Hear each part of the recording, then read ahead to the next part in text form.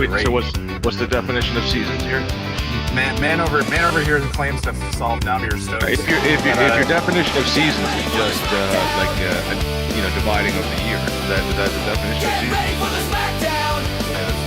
Time, and then there's weather. Are you talking about seasons and then the what period of the orbit, or are you talking about the climate on Earth? That's what I'm asking you guys. When you guys say explain, we can explain or you can't explain seasons, do you just mean time or do you mean the weather?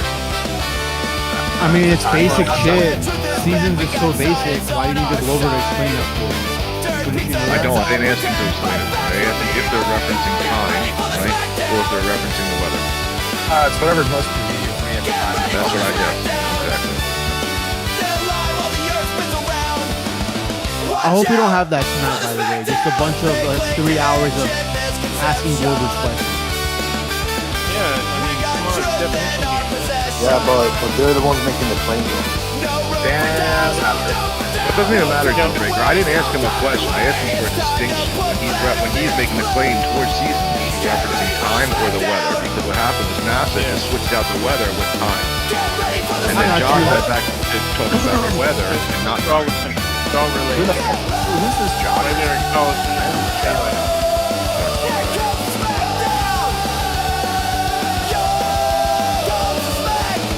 Sorry, I'm a little tipsy. Welcome everybody to Toons Day Night. I am your host, MCToon. Right? It's like saying I could walk on water. It's up to me to provide the evidence if I There's claim extra that. audio going. There we go. Welcome. That was all going over my intro song. I'm sorry. I was trying to not screwed it up. Not a new thing. Anyway, this is just, this is my last Toons Day night for until June. I will be, unless it's really late, but I have something else on every Toons Day. So Toons Day will be moved to Monday as my regularly scheduled weekday live stream and whatever else I can, whatever else I get going. So anyway, that's what's going on. Okay. Tonight I will be talking with QOP and we're going to be going over his video debunking the celestial theodolite. So QOP thinks the Earth is flat, and the celestial theodolite is by a couple of idiots that think the Earth is flat too, and he's debunking them because they're dumb. Anyway, that's what I'm going to be doing. I'm going to be getting their Discord server up. You were hearing it before, and so I got some little bit of setup to do. Anyway, and I got a couple other things I'm going to share with you throughout here. Okay, here we go.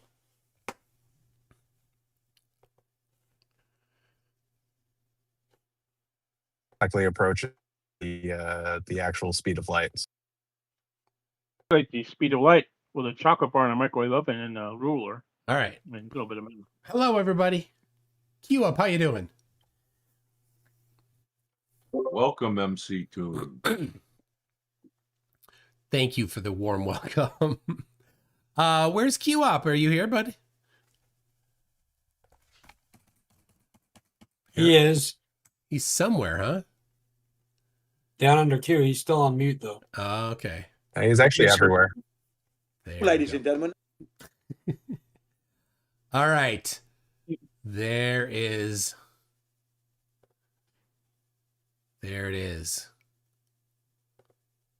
I got it. All right. Everybody over in QUp's Discord server, how you doing? Doing great. Thank you so much. Who's there? We're live on YouTube, so this is gonna be epic. YouTube. Keep it clean. Keep it clean.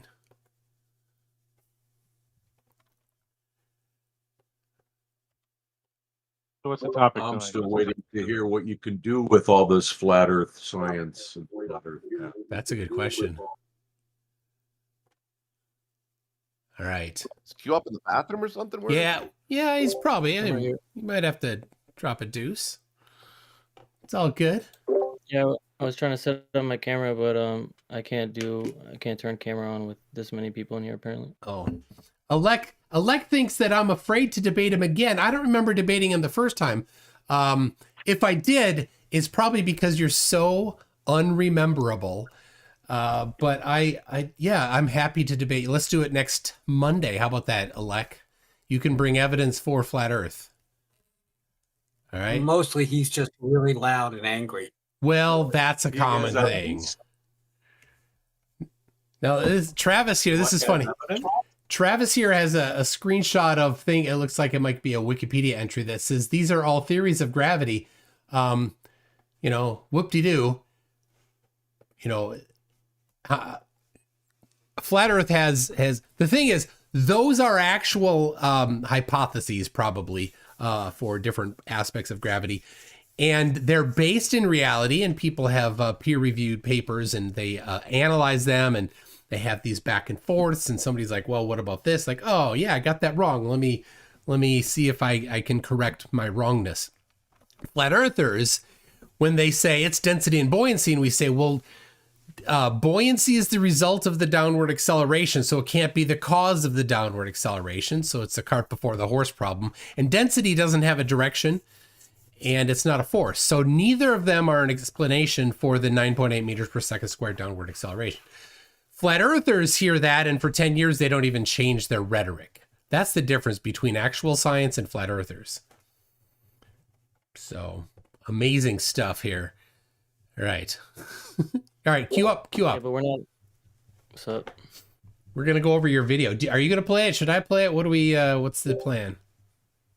Oh, whatever is gonna work better on your stream. Let's see. What would work better? I think I might be able to set it up. Yeah, let me see if I can get this going here. Yo, well, are you gonna stream it here so that people here can watch it too? Yeah, I will try to. Let's see here. If not, I could technically do that. But yo, Mod Kitty, can you click the stream on that account so you can open it up in our stream on YouTube also? Yeah, I'm waiting for it. Okay. All right, I'm gonna try to pull it up on hold on, I got a little cleanup to do here. A little extra cruft. So what are we? Let's see. That's not it. That can go away. Still, there it is. Okay. Jack Fetter says, still not sure why you're platforming Q up. He's a baby Oakley who mutes and bans anyone who asks him. He can't answer. He denies it, but so many have the same story. F you, Q up, you little punk. That's from Jack Fetter. Well, so it's weird. I mean, I have this server so that I can debate people. For some reason, Globers, I mean, I guess it's like an ego thing. Like they assume that, I mean, they have like cog dis and they somehow think that I'm muting them because of their argument and not because they just interrupted me. Like, so it's weird. You removed my posting perms because you got killed with citations.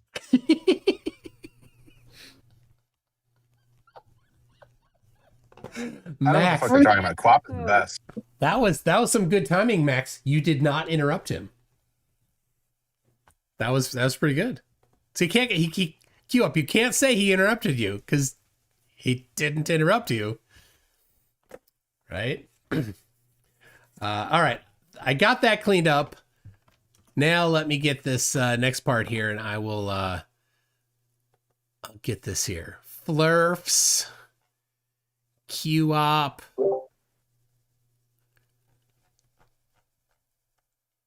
I don't know. Is he an Oakley if he mutes a lot, or is that enough, right? Because he doesn't.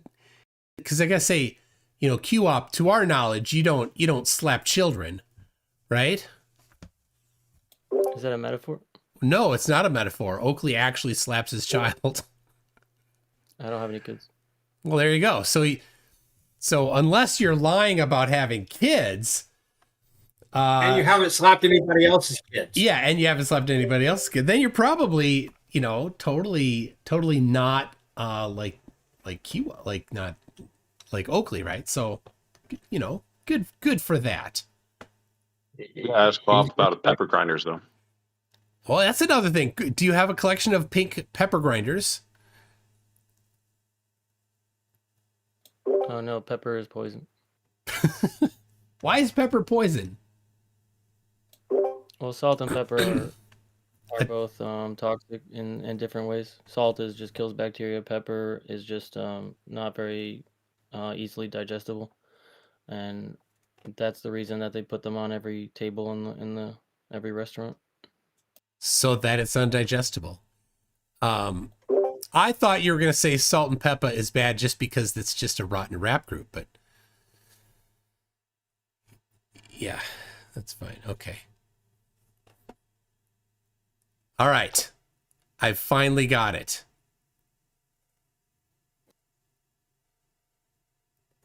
All right. Unban Coco. Unban Coco?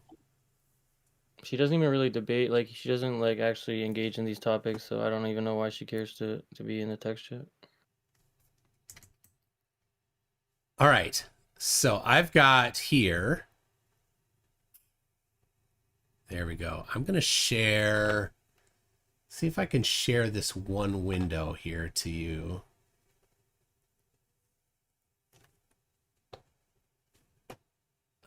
There's this.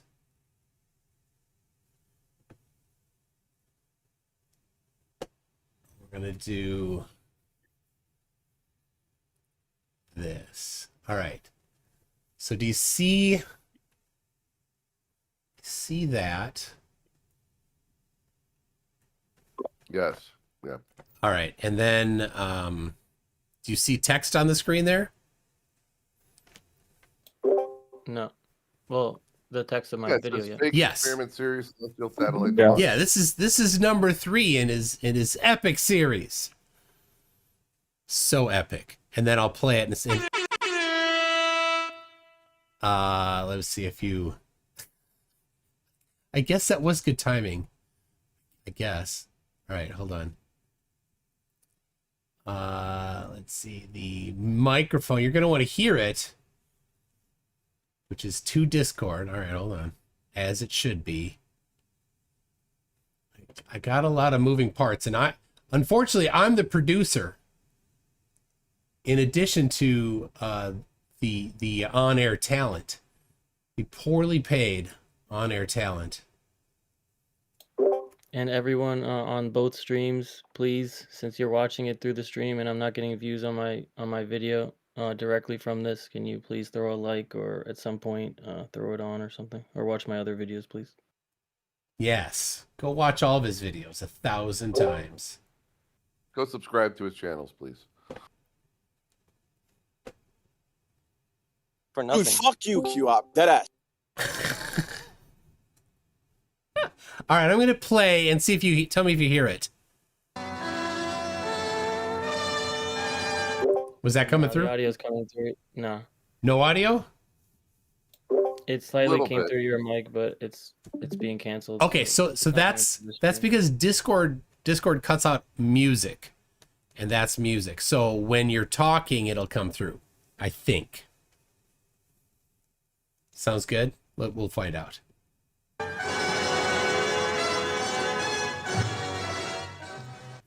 I don't know what's that music from? The video's not even. Oh, it is changing. The leader's dead now, and I'm the new leader. Yes, you removed the rightful leader of the ninja. Can you remember, Tiger, how you went about killing him? What's this audio from? Cue up. It says at the bottom of the video. Oh, I can't read it. What's it from? It's a Dad Sick song. Okay. Is it copyrighted? It didn't give me any strike. Okay. Wow, I don't want to take any risk here. But it does sound like the old Kung Fu stuff. I like that. Bro. It's not nice. I say we curb something. I should just disengage here. Because I'll be honest, I don't have to let people like you up or something like that.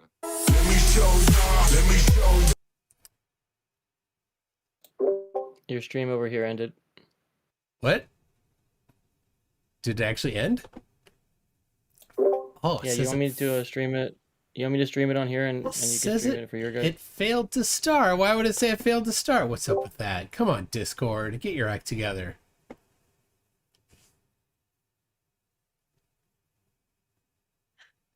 Do you see it again now? Yeah. Yeah, yeah. It's laggy though. Well, that's Discord. It's laggy. That's what we expect with Discord.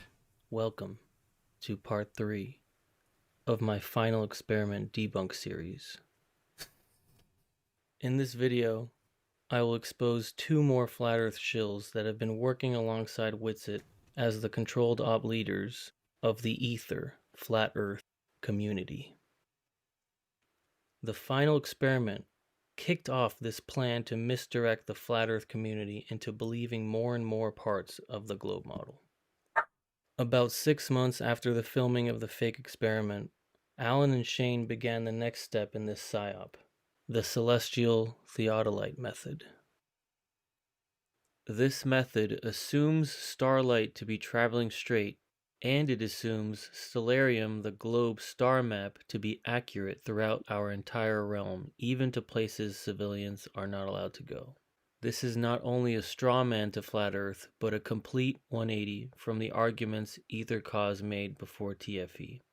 Alan and Shane have led their community to believe that this method yields Flat Earth measurements, and these sheep do not notice they are being psyoped because they believe this is helping Flat Earthers. Dude, queue up. I like the epic buildup you're doing here. Right? It's pretty fun. I gotta say, right? I mean, you're right on this. You're wrong on other stuff, but this is fun. The Flat Earth model doesn't treat the stars' visible positions as their actual positions. If we did treat the stars as being in their true positions, we would believe, like the Globers, that the stars appearing to set is due to them actually dropping down below the horizon. No real Flat Earther believes that the stars drop in elevation. The celestial sphere we see around us is similar to a gigantic lens that distorts objects as they get farther from you, making everything appear to converge at the horizon limit.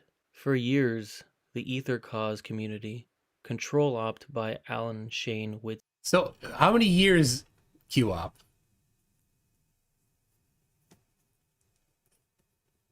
Q-op. Sorry, how many years? What? I actually wasn't paying attention. Wait, yeah, but this is what? How can you not be paying attention? This is your thing. This is your chance to shine. This is your chance to shine, man. It's been about a year. I don't think it's been a year since they brought up the celestial theodolite nonsense. I'm not sure. That's why I was trying to be vague because I don't remember like the exact timing. All right. Witsit and Toby agreed that these celestial bodies were all in apparent positions that you can't draw straight lines to. After TFE, they came out with this new method that they claimed they could use to measure the Earth.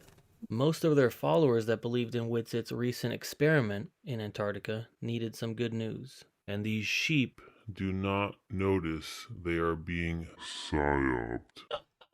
Hidden in the math of this method is the assumption that these stars are all in the positions we see them optically, and even worse, the radius value of the globe model.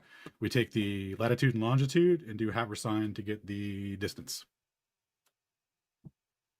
The Haversine is a globe formula, right? I see spin. I know that you've been asked that before. Yeah, no problem. Yeah, so Haversine's a calculator, and it requires a radius value for it to be useful to. Dang it. Like the whole model is based upon that. So to calculate distances between that, you have to use the radius, yes. He's just shooting himself in the foot. He's just like, he's just taken like a Dylan minigun and completely shot off his foot, starting at the head. all he's done is destroy Flat Earth there. Amazing admission there. If you're a flat earther, you're accustomed to globers claiming angles to stars as evidence that we live on a ball. But no flat earther until these two have ever claimed they could use the path of the starlight to quote-unquote measure the flat earth. It is a complete straw man, and it's a glober method. So Q-Up, I gotta say, there are many flat earthers that have said this over the years. They're not the first. Samuel Rowbottom talked about it. Carpenter talked about it. Gleason did. I don't know if I can recall exactly if Blunt, Lady Blunt did, but certainly the people over on the TFE or TFES.org, they talked about it a lot, and over the last 8 years or so, regularly flat earthers have made claims about the stars and being able to determine the shape of the earth. Even just today on Facebook, flatties were making that claim. So I think you have a little bit of a narrow view of what flat earthers have claimed for the last 150 years. Well, I mean, for my audience's sake, I don't want to really incorporate retarded flat earthers in what I claim flat earthers believe. That's a good usually idea. I'm saying that flat earthers believe what I believe, just to keep it simple for my audience. That's a good idea. So I mean, That's why Demarcus here. so when you say non-retarded flat earthers, like there's how large is that set of non-retarded flat earthers? It was just me and Witsit, and Witsit's gone now. So But you don't agree with Witsit. When Witsit's back now, so no, I agree with Witsit on most things except for TFE, obviously. obviously, I don't know why it's obvious. Okay. That will pigeonhole their followers into defending irreconcilable star positions. What's funny is that their fanboys attack anyone that argues against this method during the presentations, and claim to all understand easily how this method works. Yet the more anyone keeps up with this ad hoc mathemagic psyop, they find out the whole method is riddled with contradictions. Here's a clip of Shane claiming that the globe trigonometry should be done assuming that the globe would have the mountain lower than on a flat Earth. Now, the only thing we got to figure out is how to make the globe prediction for the same angle. On a globe, this would be a lower mountain peak. Depicted any other way, it would look similar like this. On a globe, it would have to be lower, right? This angle would be different than this angle. You agree? Good so far? Yeah. And here on their site, it says the occlusion of the star should happen sooner on the globe model. Not only is this a contradiction in their method, but it's a straw man to even claim the globe and flat Earth have mountains at different angles of elevation. Flat Earthers and Shane and Alan know that the globe model was reverse engineered from what we see optically. Therefore, And that's what makes it correct. the lower mountain peaks in the distance exist for flat and globe earthers. The only thing different is the belief in what causes the angular drop in things farther from you. Many globers outright claim that on a flat Earth you would be able to see forever. Lol. Whoops, I wasn't supposed to read that. Winky face emoji. Yeah, John asked a question that has been asked and answered several times. We've done 16 updates. Calder asked a question that was completely unrelated to the topic. QOP was muted. Listen to Alan try to act like he knew what my argument was, but he can't know what it was because he muted me halfway through me framing my argument. So QOP was muted for asking about refraction between the observer and the This is the last time I got the chance at talking to one of the Ether Cause guys before they banned me from Earth Awakenings. And they always seem to entertain debating globers on this topic, but they run and hide from debating me on it. This is a data set from one of the mountain All right, Q up. You gotta be a little honest here, though. They don't like to talk to people that have actually studied the celestial theodolite, like Ruhif or Jesse, path of whatever it is today, because they know how they've attempted to hide things in the math. Yeah, I agree. I heard them mute Jesse and Ruhif a couple times, but at the beginning it was pretty much it was pretty much just like I felt like they were muting flat earthers that were like anti-TFE and stuff like that. But actually I put in my info on this video that they recently actually let me debate them on their last two prezzies, so that's not Wait, you can't say Prezi seriously. You can only say it sarcastically. well, that's I mean it like in a joke. Okay, you are saying it sarcastically? Yeah. All right, thanks. Illusions they did. I labeled it for anyone that wants to pause and check it over. Don't worry if you don't understand it, because they made it as difficult as possible in labeling each section so none of their followers can understand what they are saying, so that they can maintain that authority over them. The globers don't agree to how they account for refraction when calculating the globe measurement, and I don't agree to the method they use for the flat Earth measurement. They're just using some mathemagic trick to take the same exact observation and attribute different refraction values to each model to somehow prove their method works for measuring the flat Earth, yet all it's really doing is strawmanning flat Earth. This is actually one of the ones that was closer to the globe, which they don't like telling their followers happens very often. We can also found that by judging the difference between our two predictions, we see that the flat Earth is closer than what the globe predicts every single time. Because we got 57, so we're off by 7,000 coordinates. Oh my goodness. You know, there's consequences to not not giving a little bit of an open channel there, Q-Op, like this one here from Jack Fetter. It says, "Good Lord, Q-Op's presentation is boring. The only thing that will be more bored than the audience will be his penis going through life a virgin." Oh snap! What are you gonna do about that one? Wait, that I'm a virgin? Yes, that's what he was accusing you of. Jack Fetter. I've had sex with more girls than like if you added everyone in your live chats, the amount of girls they fucked all together. Yeah, if it does, Q-Up, just be honest, it doesn't count if you had to blow them up beforehand. I'm like dead ass, dude. Like Globers are losers. Max's little donkey. Q-Up muted, server muted me. I win forever. Well, you did, Max. You did. Real Harnold says, "Tell Q-Up that Harnold demands that he performs a flat Earth beatbox live on stream." All right, Q-Op. Up to just randomly now. Yep, flat Earth beatbox. It has to be flat Earth oriented. Apparently. Welcome to the flat Earth beatbox. I don't have a beat right now, dude. I don't memorize beats, honestly.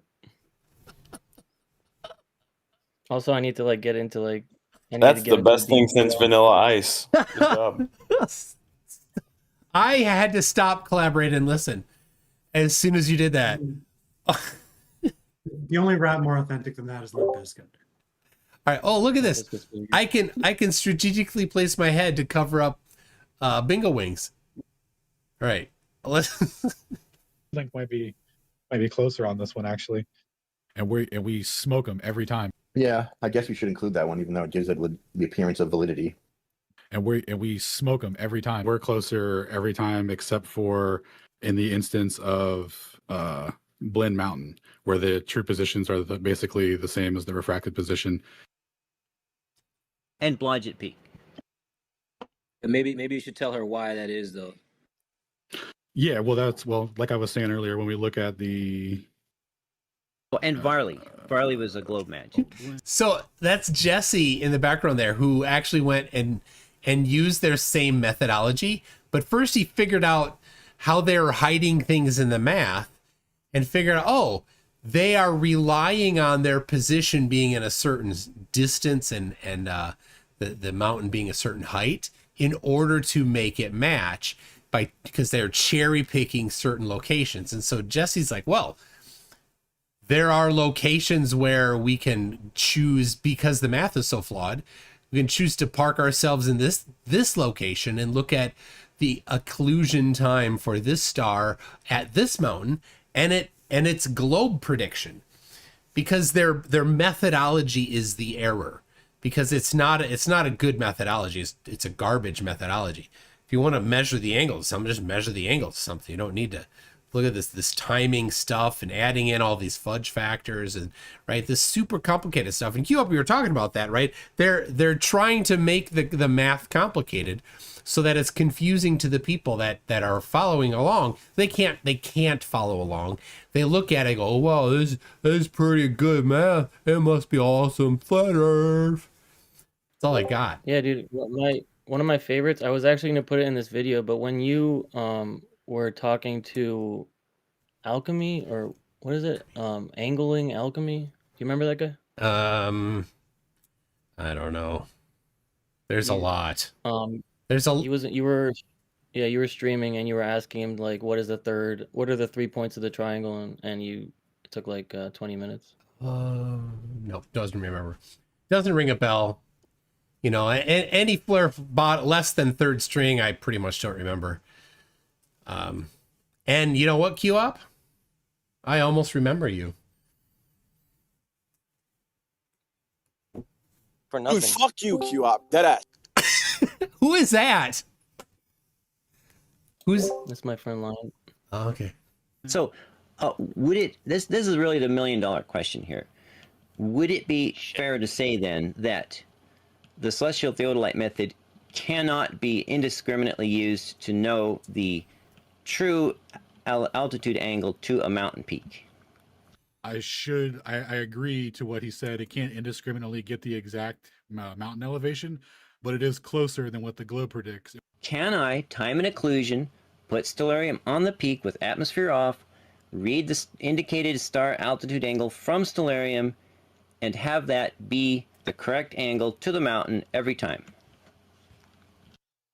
Yes. In case you missed that is Alan conceding that his whole method is just a reification of the globe model. It's completely circular.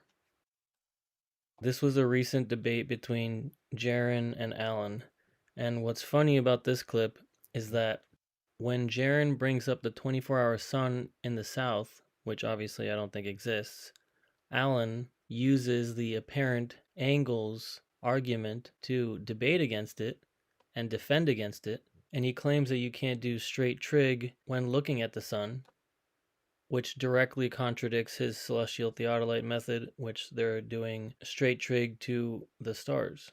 And what's funny is, right after this clip, he actually points to the celestial theodolite method as a way that they prove the flat Earth, even though he does straight trig in the celestial theodolite method to prove the flat Earth. I know, because you keep going back to the apparent position and reconflating it. Like, we could just call it. There is no reconflating. There is the fact. It's a fact that in the south, people look south to see the sun, and it's the same sun that the people in the north see. Okay, so I don't. The only thing I disagree with is that it's observer dependent, like individual to them. It's not the same one that you're looking at in the sense that you think it is. That you could like draw a triangle to a physical object. Just magic. When I say I'm one of the only people they won't debate on this, I'm not exaggerating. Beasticles was supposed to debate me on Jeranism Live. Backed out after he asked his daddy Alan if he was allowed to. Dang. Beasticles got smacked down. And then he blocked me for some reason. Ouch. This next clip is a pretty crazy clip because Toby is one of the owners of EtherCause and he has been MIA since right before TFE. And here you're going to hear him for the first time on Discord pop in with a voice changer accidentally left on. It's funny. And it sounds like the kind of voice you would pick for a nerdy glober, which I theorize he may have been pretending to be on other servers to control op the discussion between Flat Earth and Globe Earth. Dang, who would use a voice changer? This is something that many disinfo agents have admitted before on these servers we debate on. And in one of my next videos, I'm actually going to play a clip of someone admitting to me that she was disinfo while she did damage control for... So who are you talking about here, QUp? Do you know Aeon? No. Well, I think I've seen. That'll be in one of my next videos. Okay. Or Witsit. During a presentation I did exposing him and TFE. We had to subtract the drop over distance, which was 213 from the flat Earth prediction. I mean, I was just here last week, and Ruhef said Hold on, 219. Toby. You got your voice changer on again for some reason. Is that Toby? but yeah, there you go, Toby. You're live.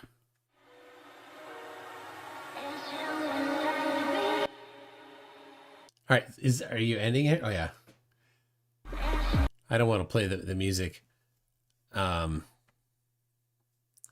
right, nice animation. Q-op.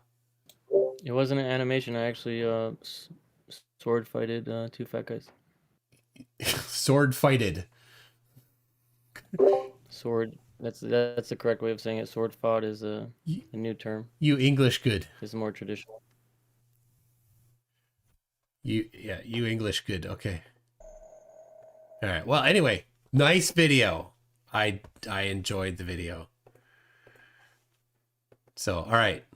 What do we think about that video, people?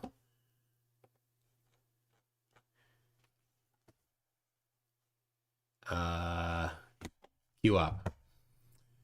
So that was Toby that came in with a voice changer on. What do you think he was actually doing?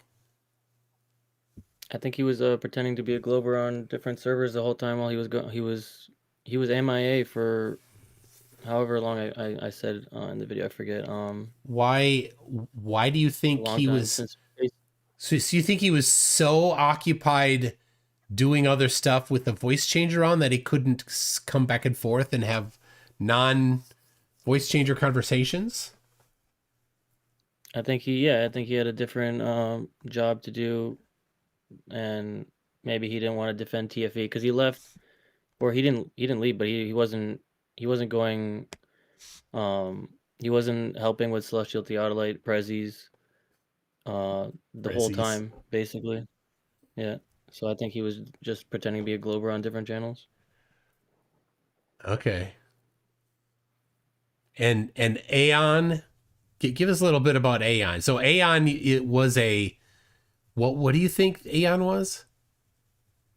She actually admitted, I mean, I could find the clip if you really want, but it's gonna be in one of my next videos.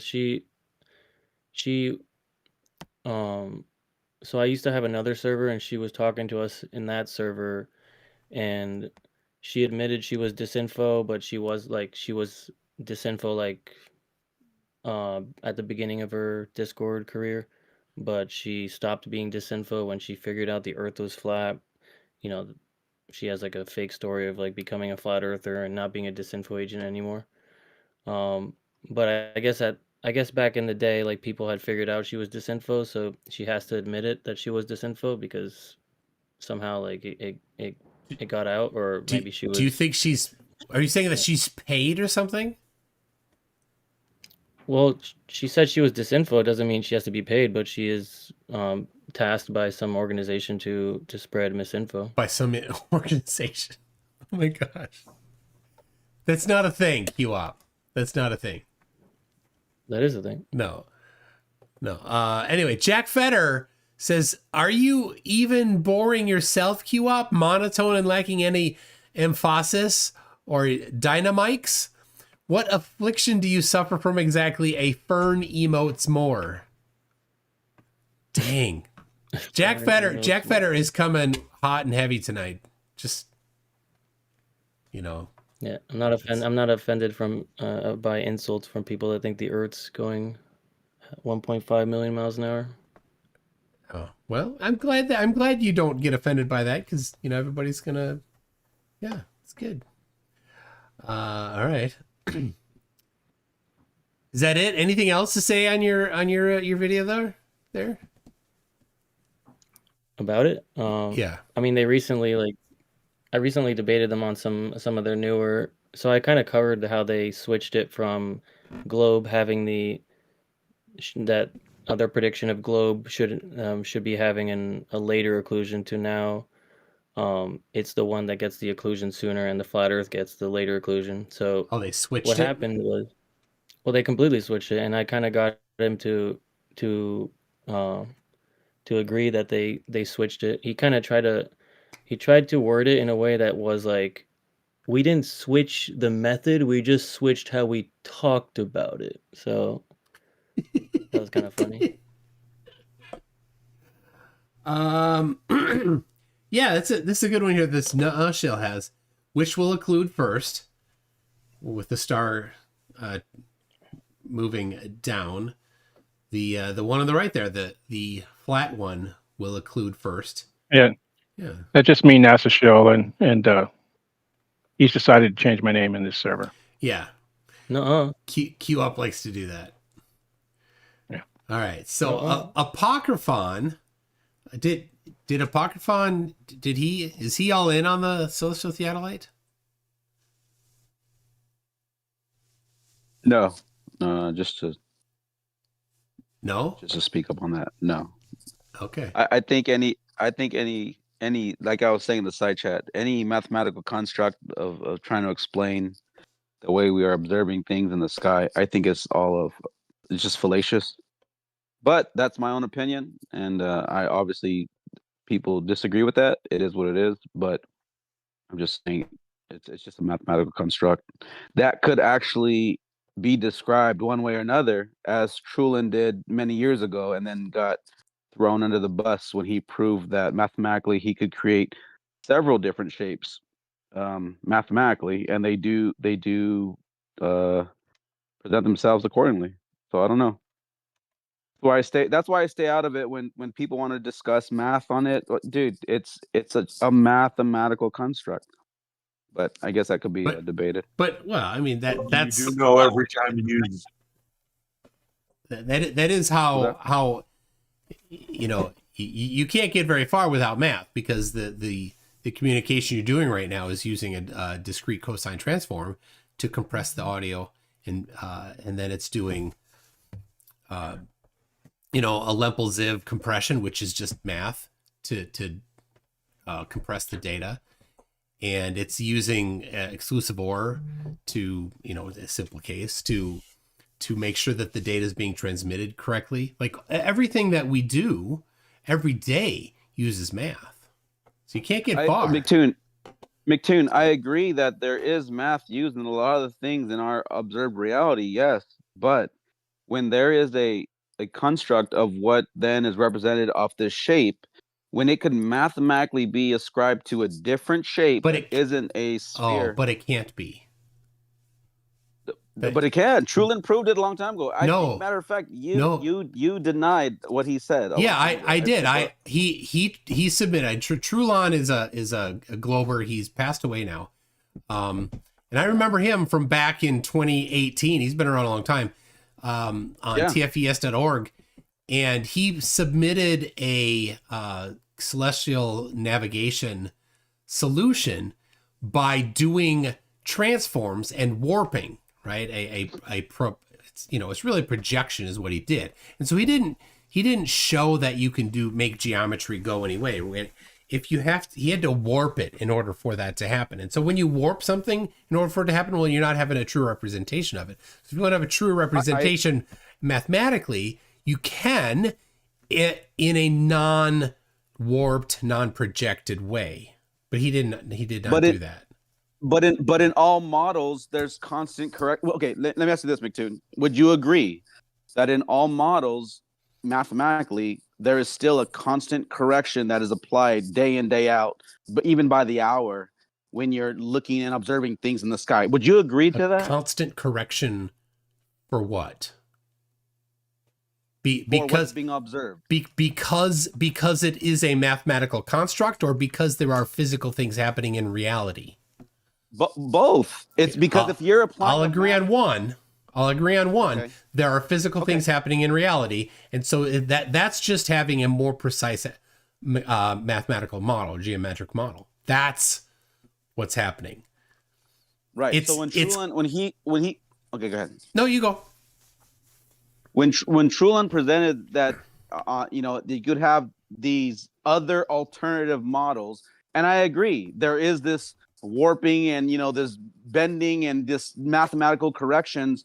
I agree, yeah, but that would be the point, because you can actually mathematically ascribe this, that to the other. that's when I say, that's why I don't even argue the math, because it's just a construct. And in the construct, it could make sense. Like, for instance, when surveyors are saying we take a position with the rod stick and we take an angle to it and then apply it to the conform, what we say is this particular measurement, it's still just a mathematical thing. That's it. That's all I'm saying, dude. Like, that's why I don't even like arguing it. So it's a good point here from Tony. Says PhD Tony, mathematically it's impossible for there to be a distance preserving, this is the important part, distance preserving map from the surface of a plane onto a sphere, or vice versa. So the geometric model, falls apart. Yeah, the geometric model, you can only have one geometric model that matches reality. But that's assuming the GPS is correct and it's actually accurate. No, that's just saying you could only have one mathematical model that matches reality. Every other mathematical model is going to require warping. They all require MCToon. They all require this, because even with like GPS, even with these positions that people want to take, there's still a constant correction that's happening, and I would say that you would agree to that, even in your own paradigm. I would agree with you. No, the correction is not a warping of geometry. The correction is there are physical things happening. So the correction would be there is a time delay because of a reflection for a particular GPS signal, and that's not warping.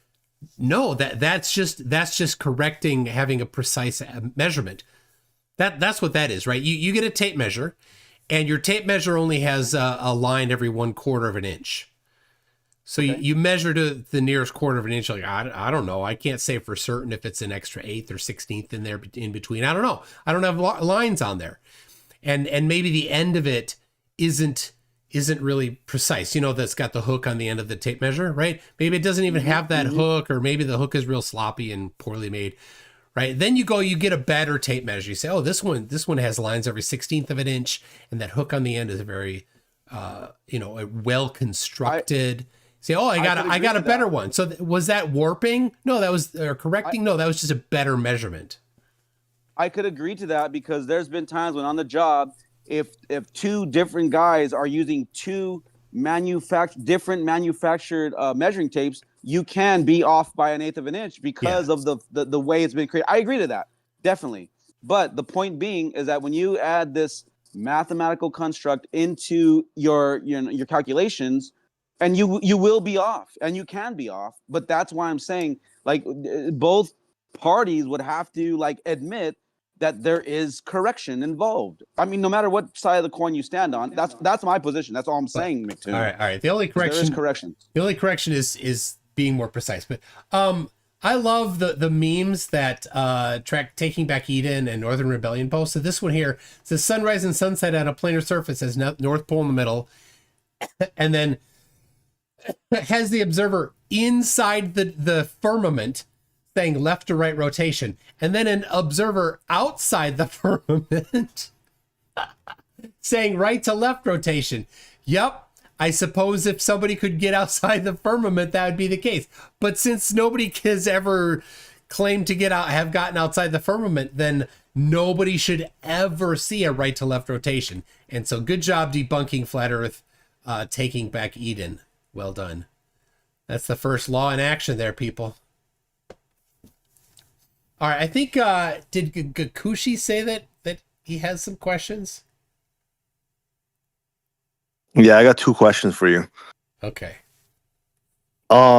This one is a personal question. You could answer it or not, but are you Jewish by any chance? No. Why would you think I'm Jewish? Well, someone on chat was saying you were. Oh, no. And then the second question is, because you got that little timer on your stream. Because I've offered this to you last time, and I said I could get you on and get you to debate Nathan Oakley, but you refused to do it. So are you willing to do it? So on a neutral platform, I'll grab that for you. So let's see here. I'll grab. Wouldn't this be a neutral platform? I'd break your fucking nose. Wouldn't a QOP server be a mutual server? Potentially, if things are applied equally. There you go. There's the challenge. Oakley scared to debate MCToon on a neutral platform.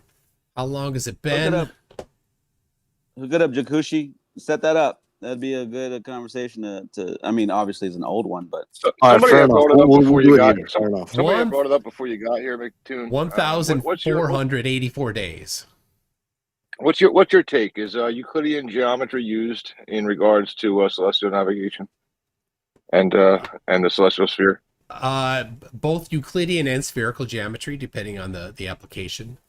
So your question is a little vague. So, but in general, most of it is Euclidean geometry, but some is spherical geometry. Hey, MCToon, did you pay out that $10,000 to any flat earther who did celestial navigation using flat Earth? No flat earther has done it using flat Earth. So I got one. I got a new one the other day from the same guy who's done like 3-4 different attempts. This one was good. It was a GitHub link. It had it was obviously generated completely by AI because it had a .claude.md file in the repository. And but what it did is it used a unit sphere to compute the actual positions. So it was a really good evidence for the globe. And actually, let me grab it and people can have a look themselves.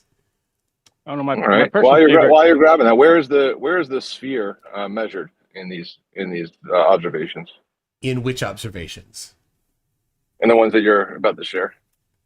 Well, the one that he did is he's not using he's just using angles, which if you think about it, if you look at what celestial navigation is doing, you're using angles between the surface and the star, and you're using angles, which is latitude, longitude.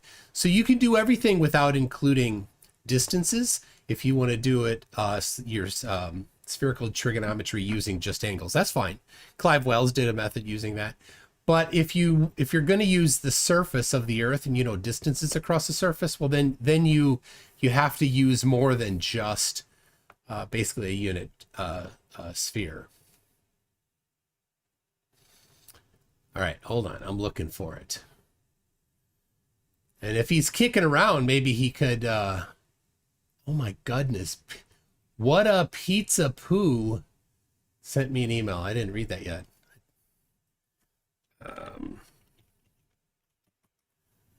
What was his email address? There it is. All right. GitHub. Here it is. Flerfy Nav is the there it is, everybody. You can have a look. Go grab your copy. Okay. Now I pasted that. Anybody, and what were you? I don't know who was talking. I was focused on that. Well, I was just asking if I was asking like are in anybody, like whether it's globe, flat Earth, whoever's doing this, are they assuming points and lines, Euclidean geometry when taking the angle measurements? So when doing celestial navigation using the method I know of, and there's a couple variations of this, but the one I know of, yeah, you're using a Euclidean angle between the horizon and the star, and then you're using Euclidean geometry and the knowledge of the surface, the radius of the Earth in order to get your horizontal at that position, which is not the same as the horizon. And then because you don't want the angle up from the horizon, you want the or not from the horizon, from the horizontal, you want the angle down from vertical. So you just take the complement of that angle. So all of that that's all just Euclidean geometry. Once you do that, then you are going to use spherical geometry because you need to know the distance across the surface of the sphere between yourself and the GP of the star. So that's spherical geometry. And you do that 3 times, and each of those times you draw a circle on the surface of the sphere, and where those 3 circles intersect is the location that you're at. That's a very brief description of the process. There we go. All right. So all that relies heavily on knowing the radius of the globe. If you don't know the radius of the globe, or if you substitute in a different number, you're going to get wrong values.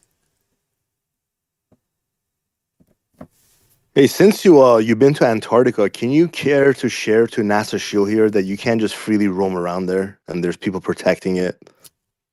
You could. Yeah, you could just walk away if you wanted. There was nobody there that would have stopped anybody. They said, "Hey, since you're with us, we'd rather you didn't, because if you go off somewhere over, this direction, there may be crevasses. We haven't checked them, and so you could fall in and nobody would know. So we'd rather you didn't do that." But there was nobody standing guard or preventing you from going anywhere. Anybody could just start walking if they wanted. Yeah, but if you die there, they got to go get your dead body and transport you out. Otherwise, you can contaminate the ecosystem. Yeah, well, it's not just the contamination. I mean, there's plenty of people that have died there and been left because they just couldn't be found, or not recently, like older. Well, right, back in the day. So, but yeah, more recently, people generally are known where they're at so that they can get rescued if they get lost. But it doesn't matter, right? It's not about, hiding any one particular thing there, because once you've been there, you say, oh, look, there's a 24-hour sun. Well, oh, look, I went to 90 degrees south and there's no ice wall. There's no firmament. There's none of that, right? It doesn't matter. There's nothing to hide. So. Yeah, but let's be honest here. There's military down there. You can't just freely roam. There's experiments going on down there. Like, you can't just say you can just freely walk around and do whatever, right? I get that they tell you it's for your own safety that we don't want you to do it, but where are the military? Doesn't that technically prove the point? What are the military? Technically prove the point, though? No. What are the military doing? I was there. I know, but apparently you know more than I do about the military there. What were they doing? I don't know. What I know is I heard some maniac screaming in Antarctica. Where are the guns? Where are the guns? He was going nuts. And that was pretty funny. No military showed up. Amazing. I guess you guys. Well, you weren't in the area though, so let's be honest here. You were in the area that was restricted. That's the point. I guess we weren't. You haven't read the Antarctic Treaty. I guess you haven't read the Antarctic Treaty, Kikuchi, because the one thing that is really strictly prohibited in Antarctica is military forces. Yeah, the military are prohibited from doing military things. Body down there. No, there isn't. MCToon. No, hold on. No, just real quick. No. I want to go back to this. Go ahead. Right. That's the problem with lots of people, right? We need to focus and try to stick to one topic without wandering too much.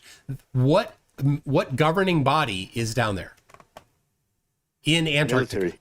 There is no military governing US military. body. I saw no U.S. military there. That doesn't mean anything. Well, you said that there was, so my experience was that there's none. You said with zero experience that there is U.S. military there. So do you have any evidence and I for answered that? you. So, and I answered you. You weren't in the restricted areas. And even Whitsett himself said that there's people here telling me it's for my own good. You can't go to this area and you can't go to that area. But the way they're saying it to me is not that you can't go there or you're going to go to jail. It was more like you can't go there for your own good. But at the end of the day, there's people there looking out for people. Yeah, that's nice. They're being compassionate. So if you wanted to go to any one particular place, you could. Absolutely, you could. Do you want to go to 87 degrees south and 43 degrees east? You can. You can go there. What particular place would you want to go in Antarctica? I can help you get there. I know the people that can make it possible. Where do you want to go? MCToon. No. Hold on. Go ahead. Gugushi, we're with Gugushi. Where do you want to go? To me, I want to freely travel all over the All right, where do you want to go? I'll help you. ALE will do it. They'll get the fuel there for you. They'll transport the vehicle there for you. They will get the food there. They will. But the places you're telling me to go, it's all pre-authorized, right? You understand? Like they take your passport, they take you to a pre-approved site. There was no passport when I landed. Passport. When I landed, I got off the plane. No passport control. I walked off the plane. I got into the car, drove to camp. At no time while I was on the ground in Antarctica did I touch my passport. It was in my bag. This is the bag right here. This bag. You probably can't see it on Discord. This bag right here. It was in this zipper right here the whole time, right? That you got a backpack for travel. There's a little zipper, a little pocket for your travel documents.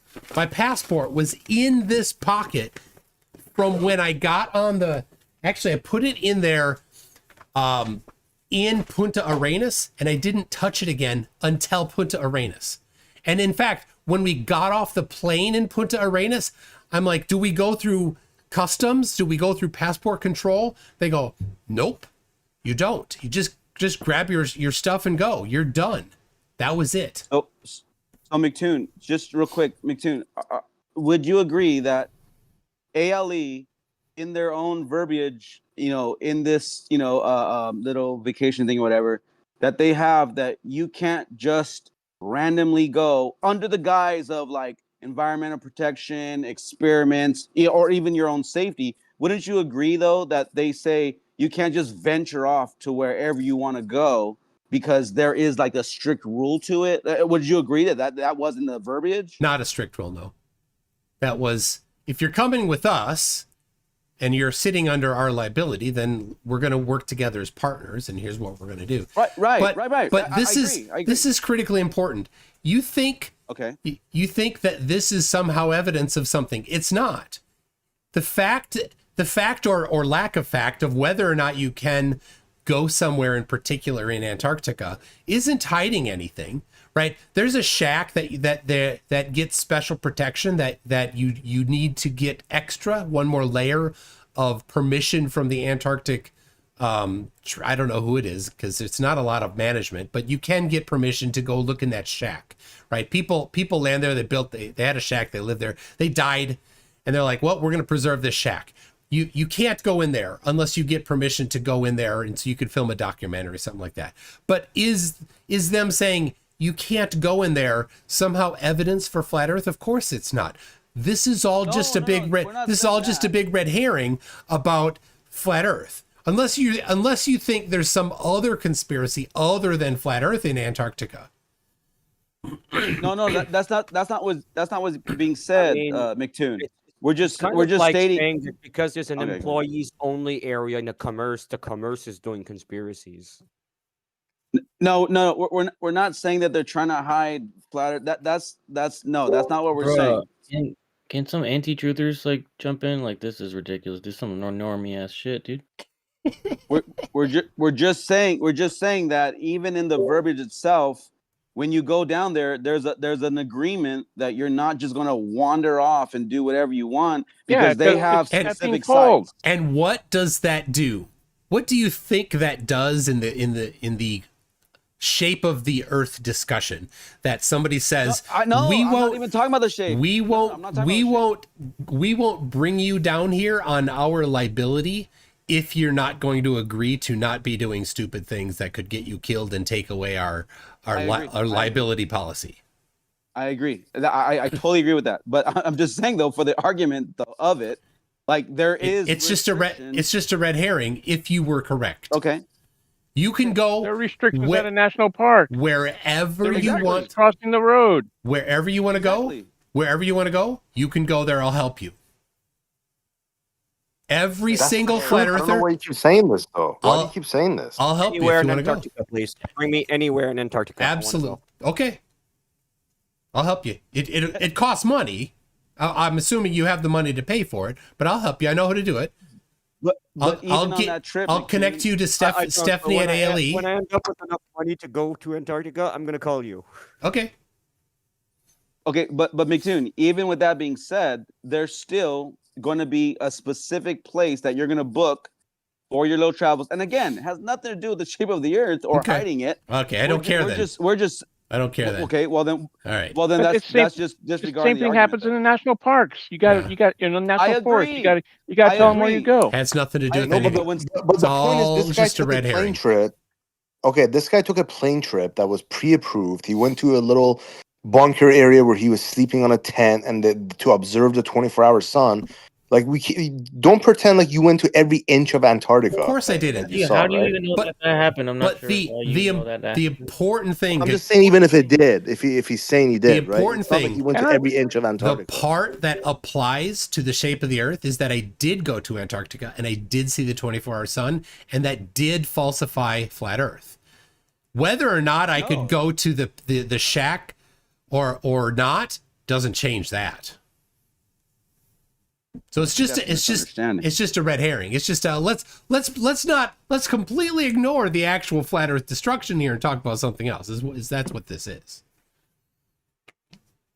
No, that's what you're missing is the point that when someone says you can go wherever you want, and then the argument says no, that's not true. I get your point. You're saying, well, I mean, but that's not the argument, though. I feel like you're kind of presenting a straw man to burn it down because that is not what's being said. So where Antarctica is where would you want to go?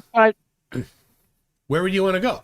Would take everywhere other than the places that are protected by the environmental things, right? The penguin preserves and the bird preserves and the historical places, right? That's a mine. Yeah, penguins are birds, but there's other birds. I mean, there's other birds there, right? And most of them are near the coast. Did you see other birds? We saw no wildlife at all. No trees on the mountains. No bugs. No footprints from animals, a bear walking by or a deer or anything. Right? I live in Minnesota. You look outside in the winter in the yard and you're like, oh, look, a deer was by overnight. None of that because there's no wildlife there. It was really weird. Just standing there looking at the mountains, like there's no trees. You go to any other mountain, there's trees. There's no trees there. It's crazy.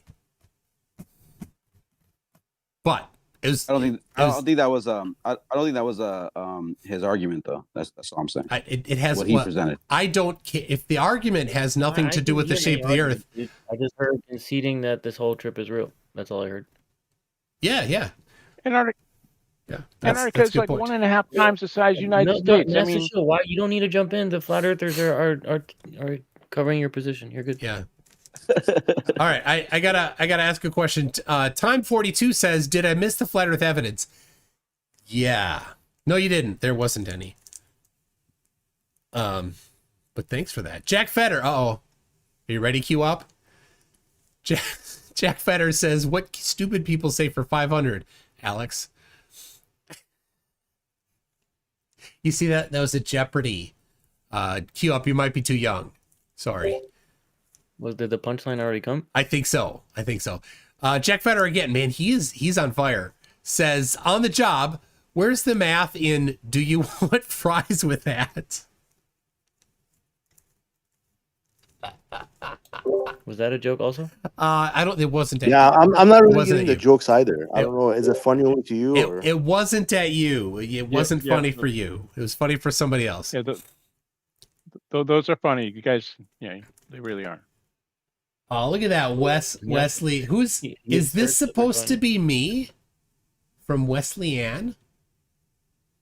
Is that? Yeah, that's what AI thinks you look like. Really? Like, that shirt's a little too formal for me. Like, I know. I was wearing a flannel earlier because it was cold, but like, if the shirt has buttons, I call it a tuxedo. My daughter's like, Dad, you should go on a date with your wife and you should wear a shirt with this shirt's good. I'm like, you want me to wear a tuxedo? It's like, Dad, that's not a tuxedo. I'm like, it's got buttons. Well, to be honest, it gave Q up muscles, so take that for what. Oh, dang, it did. Fake. Sorry, Q up. Obviously fake. Yeah. Man, Northern Rebellion is really an asshole. Really an asshole. Lord Illuminous Pooh says, I've always wanted to take a whiz quiz and pee polka dots. And Des love the cup and the tester starts tripping. Is that bad? I don't know what that last part is, but it's probably bad.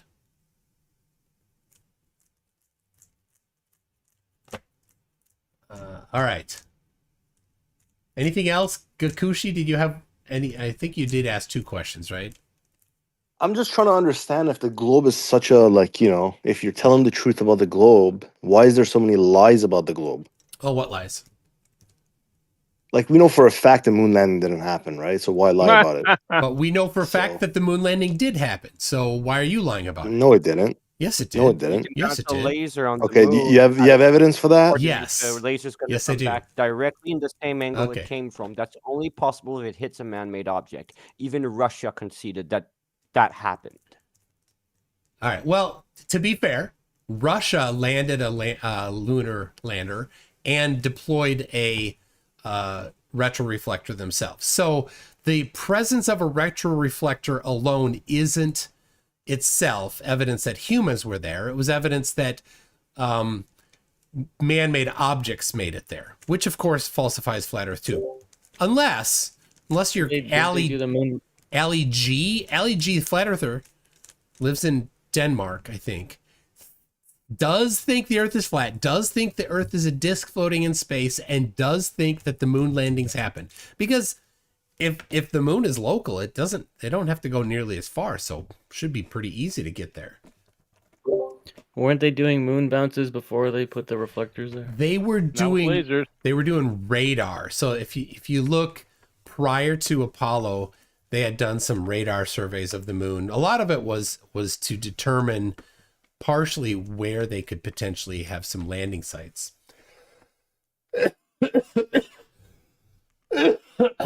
So if we could wear a tinfoil suit and go to the moon in 1969, why can't we do it today? Can you explain that? Oh, well, there's a one scheduled for next month. So, and in fact, a couple of years ago, we did send a rocket to orbit, and we've dropped quite a few landers on the moon in the couple years since. 50 something years since. It's been scheduled for next month for 5 years now. Oh yeah, that's certainly a problem. I'm always unimpressed with NASA. Right, I like that they're not being cavalier with their safety, but my goodness, just the constant delays. No one is surprised with Artemis delays. No one. Yeah, it's not surprising. I mean, I think in January, I'm like, all right, well, I'm going to cover Artemis 2 launch because I did not cover Artemis 1 launch. I'm going to cover Artemis 2 launch. This is in January when it was scheduled for January. And I'm like, all right, well, we're a week out. Dare I get excited? I mentioned it in a live stream. And then I'm like, oh, I'm not going to, darn it. Even just asking if I should get excited was too excited.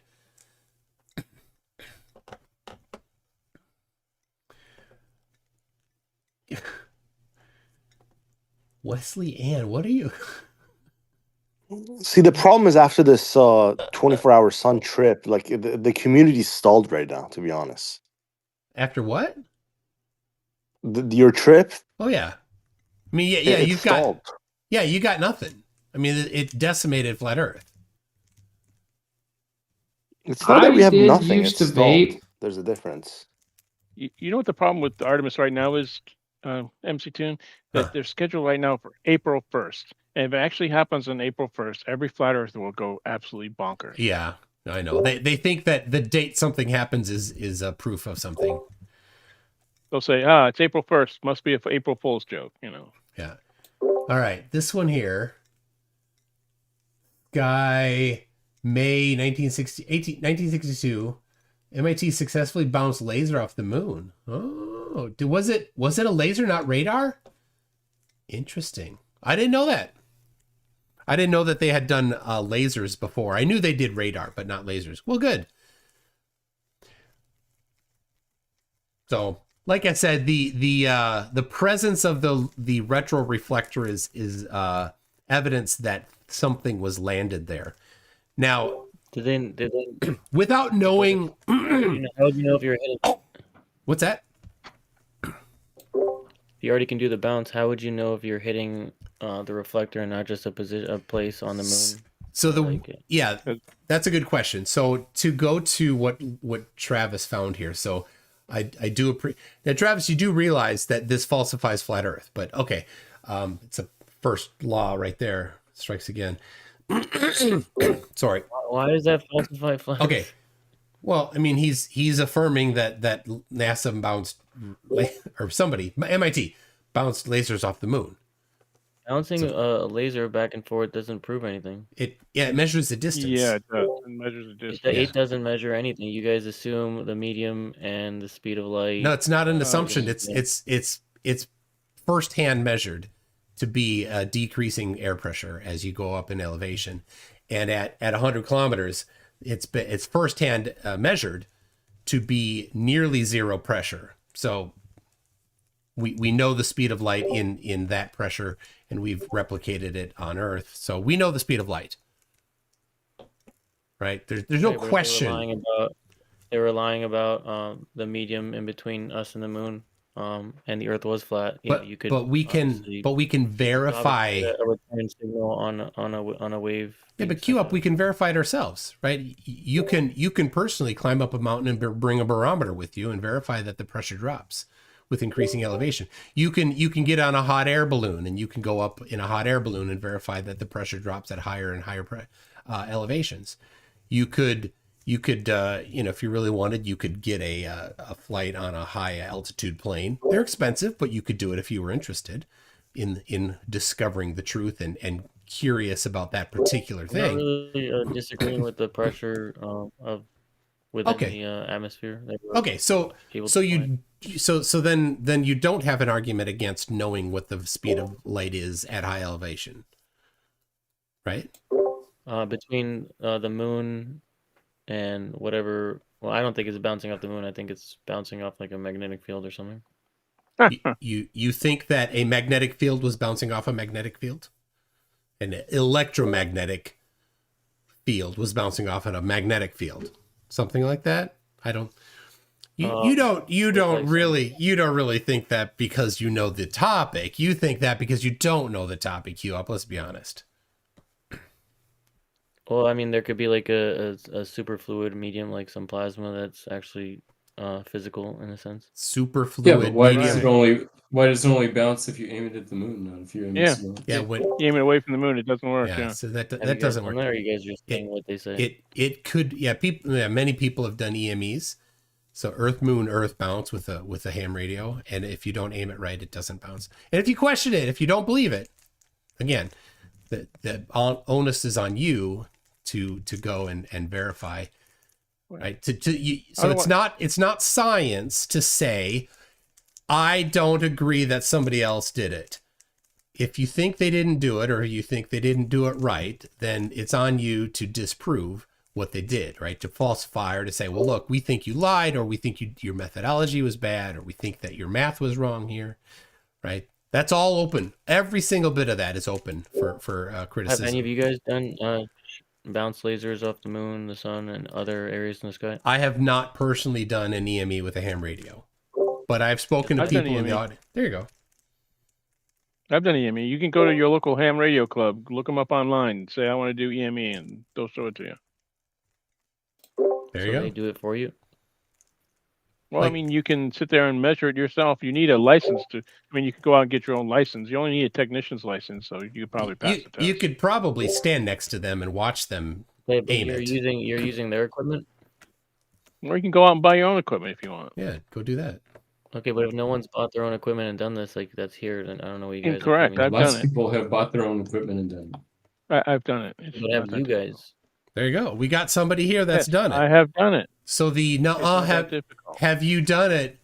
Which isn't science. Do you still have it so you could do it for us? You want me to do it for you? No. First, queue up. This line of reasoning needs to end with you saying. If you bought this instrument, like, hold on. Why Queue can't up. we just Queue have up. them show Queue a up. demonstration of it? Queue up. This to be intellectually honest, this line of reasoning needs to end with you saying, if it's successful, I will say the Earth is a globe. If you won't do that, then this whole line of reasoning is just sea lining. I don't even know what he's doing. Are you willing at the end of this to say, if that's the case, then the Earth is a globe? There's no correlation between any models with like whether or not this happens. Like, okay, so then you're not inquiring in good faith then. No, I just don't think it's just so if he actually like had an instrument, which doesn't sound like he does, because he doesn't sound like he's like agreeing to do this for us. What would it prove if I do it? You've already said. You've already said. There's actually a difference between where you point it. Yeah, but you already said it wouldn't do anything to you, so you're not questioning in a honest and good faith manner. So nobody. That's not what he said, though. Nobody should entertain your line of reasoning if you're not going to at the end concede. He didn't say it's not going to do anything for him. The only thing you can gather from an experiment where you point at the moon, you don't point at the moon, and there's different results, is that there's different results when you point at the moon and when you don't. That's no, you confirm the distance to the moon. Oh, yeah, you confirm the moon is a solid object bouncing radio waves back to you. That's what you confirm. The problem is with one evidence. I've got lots of different instruments, and I'm gonna be streaming with them, making videos. But NASA show, whenever you want to do a demonstration of something besides just saying "nuh-uh," let me know. MCToon, the problem is with one evidence, you want him to say the Earth is a globe. That's what he's not willing to concede. But it doesn't mean that it doesn't matter once he sees the evidence. Okay, how about conceding that the moon is a solid object and a certain distance away? That's a fair thing, right?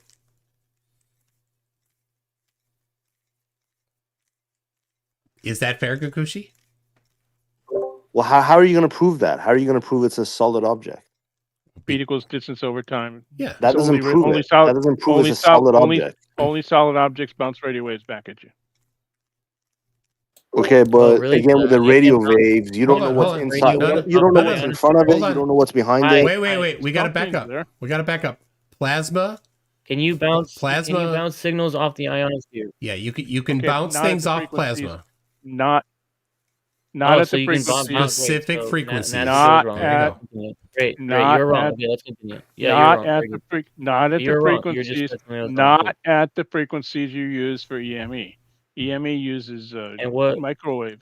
Yeah. And what do you test those frequencies usually pointed at? What do you mean usually pointed at? Are you only ever testing it with moon bounces? No, I mean you use these frequencies all the time. They're VHF and UHF frequencies. These are regular frequencies that ham radio operators can use.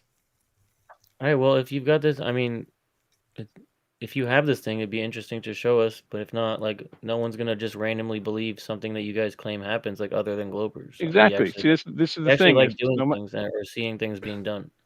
Well, I mean, I can show you. You can Google it now. I can bring something up. The thing about it is that this shows. Yeah. This shows. Okay. This also shows the distance to the. This also shows the distance to the moon. Yeah. All right. So show anything. Travis.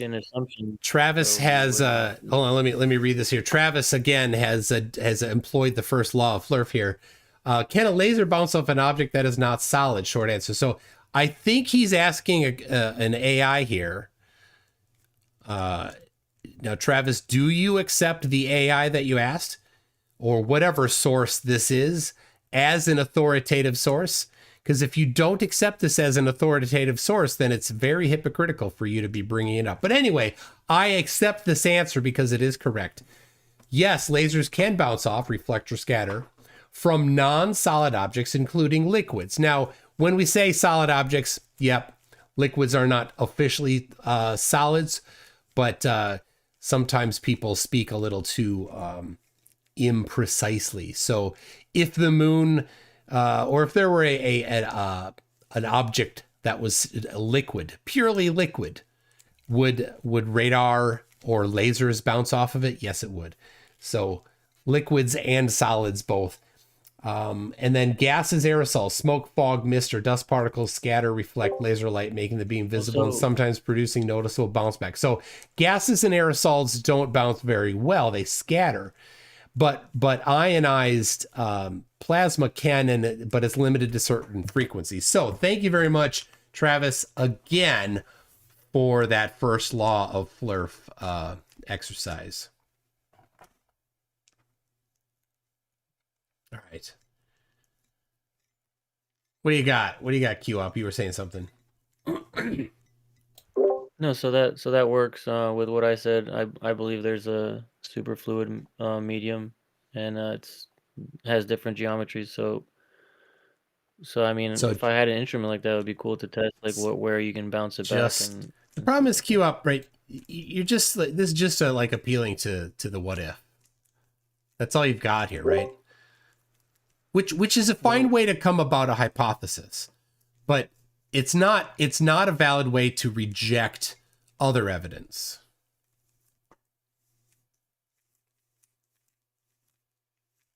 Right? That's the challenge. I see Steve A. Dude, have you guys gotten enough? Have you gotten your fill of Steve A this week? Because if you haven't, maybe he will satisfy the craving that you all have for some Steve A. Nothing? You're still a dumb bastard, dude. There he is. Oh my gosh. And with that, The craving we all have is we want to see you debate Nathan Oakley, which you're refusing to do, but I know he is refusing. No, you're refusing. No, I've been waiting for almost 1,500 days for him to debate me on a neutral platform. But he doesn't want to. I know why. It makes sense why. Because his shtick only works if he can talk over somebody that has evidence. That's the only way that his shtick works. Yeah, but I thought we came to an agreement that we're going to do it here, yeah? We did not come to an agreement. We said it might work. You're willing to do it here. I said it might work here. This is gone. So now you're backing down from it. No. See what I mean? This went out live on my channel. You can go over to my MCToon live channel and you can verify with the words that I said. Okay, so what does that mean exactly, though? It might work. Is that a yes or is that a no? It's neither. It's a I need to make sure that this is going to be a neutral platform. Okay, but you haven't been muted here. QP's been fair to you. Like, I don't know, how is this not neutral? Yeah, it could My be. name's QOP, Yeah. and I actually like McToon better than Nathan Oakley. He's pretty annoying. I mean, Oakley beats his children live on air and then tries to blame it on Riley. I mean, that's gross. Yeah, why do you have to do that, though? Why do you have to I know. Why did he have to do that? He's a disgusting, horrible person. He is a skin suit full of manure.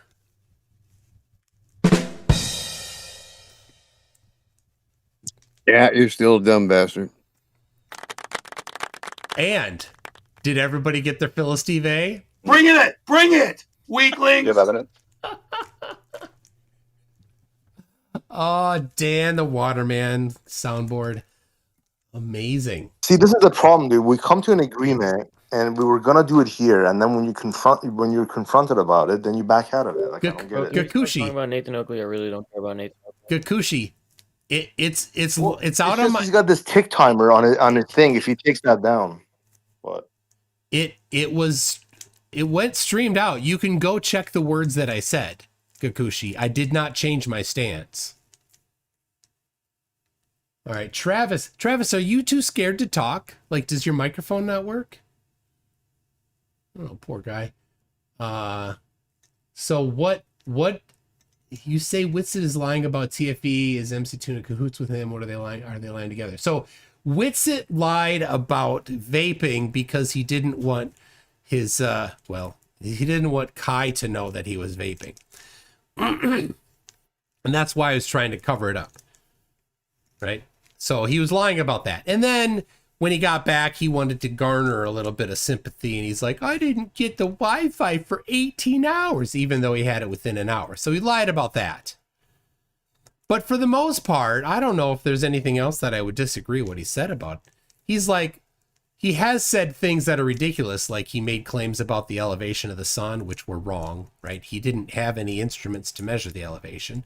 I told him, actually, he downloaded the theodolite app on his iPhone while we were there. And then he asked me a couple times for how to use it. Like, I'm like, dude, just read it. I'm not going to walk you through it. Just, it's not hard to use. But he needed help, apparently, and I don't know if he used it at all, but he did show me that he downloaded it.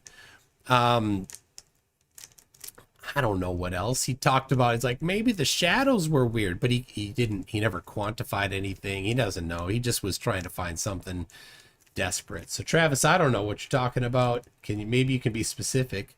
I did used to vape. Yeah, it probably still does. How did you have internet and access to the phone down there, by the way? So we had internet because Starlink. Yeah, so Will brought Starlink, and he brought it in his luggage all the way down. It was the Marine Starlink, so it's even bigger than the regular Starlink. And he got caught in customs. Like every time they're like, "What is this?" So I had 6, and Will and I both had 6 of these batteries in our carry-on. These 27,000 milliamp hour batteries from Romos, and so they checked our carry-on because we had the batteries, and then when we landed in Santiago and we were in the international terminal, and then we had to leave the international terminal and go to the domestic terminal. Well, we picked up our luggage, went through an x-ray on the way out of the terminal with our luggage, and then we had to get to like this place like down one level to check in our luggage again on the international side, and then it was underneath, like through a conveyor belt or something, brought to the domestic terminal. The luggage was, we just had our carry-ons, and then we hiked across. All this is on the video on my Conspiracy Tunes channel if you want to see that. It was on the 10th or 11th of December, so it's like day 2 or 3 of TFE. If you want to watch it, it's kind of dull, but it's there. Anyway, that was the Starlink that he brought. I even got some pictures of him being stopped by customs or security, or I'm not sure who it was. I could maybe get you. Hold on. Just so you know, Gakushi, Starlink comes with its own Wi-Fi router, so anybody can connect to it. Yeah, I know what Starlink is. Yeah. So we taped. Is there an update on? Go ahead. Is there an update on Witsit? No, when the TFE documentary is going to be out. I know. No idea, unfortunately. All right. Is this? All right. So how, you say there were some markers and whatnot out there in Antarctica. So what was the measured distance to the horizon when you were there? What did you measure the? I don't know. The horizon to be? We didn't measure the distance to the horizon because it's not liquid water. So it's no different than standing on the ground somewhere on the dirt and saying, how come you didn't measure the distance to the horizon across Iowa? Because it's all irregular surfaces. So there, even though it's snow and ice, there's hills. So there's hills. Does that mean there's no horizon? The horizon is water only? Is that what those things behind you were? The horizon is those big. The horizon is not liquid. It is a solid. So it's no different than if it was dirt or rocks, right? It was frozen water. I don't know why the distance to the horizon would be something that you think would be a globe proof. I thought that the globe proof was the distance to the horizon shown to be the case in the navigation. Liquid water. We weren't over liquid water. Not frozen. Yeah, it was frozen water. Frozen water is it? Frozen water does not flow like liquid water does. You should know this. And this you were on land. You're on land too. Well, so there's mountains. Is that the deciding factor? Like liquid water is flat and or curved, and solid, water ice. Yeah, is look curved, look up Merriam-Webster's definition for level. The adjective is the liquid parts of the surface of the earth is curved. That's essentially that. All right. Well, do you imagine, as a human being, do you imagine that if I froze the liquid parts of the water, they would turn flat or something? No, because the problem is when you freeze water, it gets lumpy. So if I've been ice fishing, I don't like ice fishing. I've snowmobiled on frozen lakes. I like that. And the surface of a lake is inconsistent. It's not flat because so ice. With the Water expands when it freezes. So it has to expand somewhere, so it gets lumpy and inconsistent. You ever seen pictures of the Arctic Ocean when it freezes? They're like pressure ridges and stuff. It forces ice. Now this was feet into the air. This was dramatically different than that, though. To be clear, it's more like being in Minneapolis in the wintertime down there, but with the mountain. Yeah, the mountain there. Yeah, because there's nothing. There was no thought in any of our mind to say, oh, let's measure the distance to the horizon, because it was no different than looking at dirt or sand or anything. Wow, so dude, why would how often do you get to go to the places that are only flattened, flattened there? So it's like you would have had the opportunity to see the only portion of flatness you've ever witnessed in your life. It wasn't flat, though. That's the thing. I don't know why this is so hard for you. That it was lumpy. I thought it was flattened at the poles. It's not flattened at the poles. You don't know those big. Oh no! Hold on! No, stop! Don't interrupt me. Flattened at the poles doesn't mean less. Oh my gosh! Flattened at the poles means it's the ball. Oh my gosh! How do you not know this? This is mind-bogglingly dumb. Flattened at the poles means that there's a different radius at the poles than at the equator because of the rotation of the Earth. Centrifugal acceleration causes that. Right. Yada yada yada. Wouldn't you want to prove that by measuring your distance to the horizon? That's not how you would prove that, because nothing. There wouldn't be a tangent to a curve. You keep thinking that the surface there would be liquid. It's not liquid. It was the same as if it was made of sand or dirt or hills. In fact, we were surrounded in all directions by mountains. Listen, you didn't do it. You don't have to give me all. Why would anybody do it? You could not measure anything useful doing it. It's a really dumb idea. I mean that would be your subjective opinion, right? That measuring the tangent to a sphere is a dumb idea for proving the curvature. But give me the procedure. A good idea would be. Give me the procedure for doing that. Go ahead. What would be? Level yourself out. Okay, then what? In the level orientation. Got it. Then what? Step one. That's step one. And then measure an angle. Okay. Between what? And what? Between the parallel plane of surface level and eye level. Okay. They meet. And then what? With an object in the distance. Like to the tip of a mountain. If you have that, if you have some sort of object at a known, quote unquote, known distance. And so, what is that going to do then?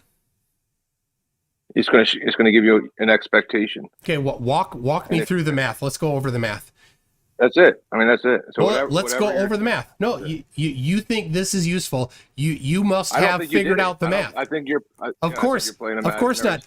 And you don't know how it could be useful because you can't walk me through the math. Okay, well then walk me through the math. I don't need to like non sequitur into the math. No, it's not a non sequitur. It's exactly to the heart of your claim. How would we compute something useful? What is my claim? Your claim is this would be a way to measure whether or not the poles are flattened, whether or not the radius of the globe is different. There's a claim that the poles are flat. Okay, and how would we do that? There would be a consequence. And how would we do that? How would we have done that? What instruments would we need? If you had a distance, there would be a consequence that if you had a distance marker, okay, that you should expect there to be bottom up obstruction due to Earth curve. At a specific distance. If there was a liquid surface there for us to look across, right? Or a frozen liquid, yeah. But the frozen liquid isn't flat or curved or anything. It's an irregular surface. How is this confusing to you? What I would recommend is I would recommend taking yourself out of the retarded flat Earth versus globe Earth. I'm going to be a fucking dickhead about it. And then just imagine what a normal person would do. And they'd be like, dude, if you freeze water, it's going to be whatever it is. And then it's going to be much like water, but frozen. You've never should replicate water, but you've frozen, never even better. You've never walked on a frozen lake. Imagine water. But this isn't. Then you could get it to stay still. Right? But this isn't a frozen. This isn't frozen water. That's not what this isn't like. There was water flowing and then one day it froze. That's not what happened here.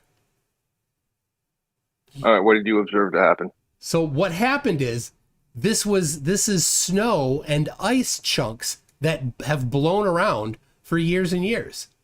And they've formed irregular surfaces. So it's very lumpy. Here, but it shouldn't. I mean, listen, it shouldn't. I don't know. Maybe it should. Maybe it shouldn't. I don't know. You would just measure an angle, right? Listen, you didn't do it. I don't know what you have against measuring the Earth. I don't know what you have against measuring the Earth. Let's do this. You didn't do it. Let's do this. I got this. I don't know if this will go through. Will this go through? HEIC file? No. All right, hold on. Just imagine, right? Imagine you weren't in this like globe versus flat Earth debate, yeah. And you were arguing against somebody saying, no, I can't measure the Earth. There's no reason. Why would I measure the Earth? What kind of practicality would it be to measuring the Earth? Right, you know what I mean? It sounds kind of bizarre. Yeah, fine. We'll walk through the process. Okay, so here, I'll get this. All right, here it is. Here's a picture I took while there. Okay, so here we are. We're standing here. You're next to me. I'm next to you. You have all the instruments and everything that you want at your disposal. What are you going to do standing here to measure the surface? Nothing. Yeah, nothing. I can't do anything there. Okay. Well, I can. I mean, I could. I mean, I guess I could do stuff, but I mean, nothing in regards to the grand scheme of drop over distance. So you don't have a problem that I didn't do this either, because you wouldn't have done anything. What? You can't. No, I mean, I would do the only thing you could do in this situation, looking at a mountain, because that's what it is you're just looking at a mountain. Is you could set up like an auto level and just measure elevation change and make an elevation profile. That's really all you can do here. And then what? We don't know. Nothing. You would just know that profile is in relation to a horizontal plane of reference established by the auto level. And taking myself out of this globe, whatever question, I mean, I wouldn't have any idea what to do. We'd all be standing there saying, "Whoa, what do we do with this now?" There's nothing to do with that. Right. There's nothing to do with that. So here, let's see. I'm looking for when we went to the what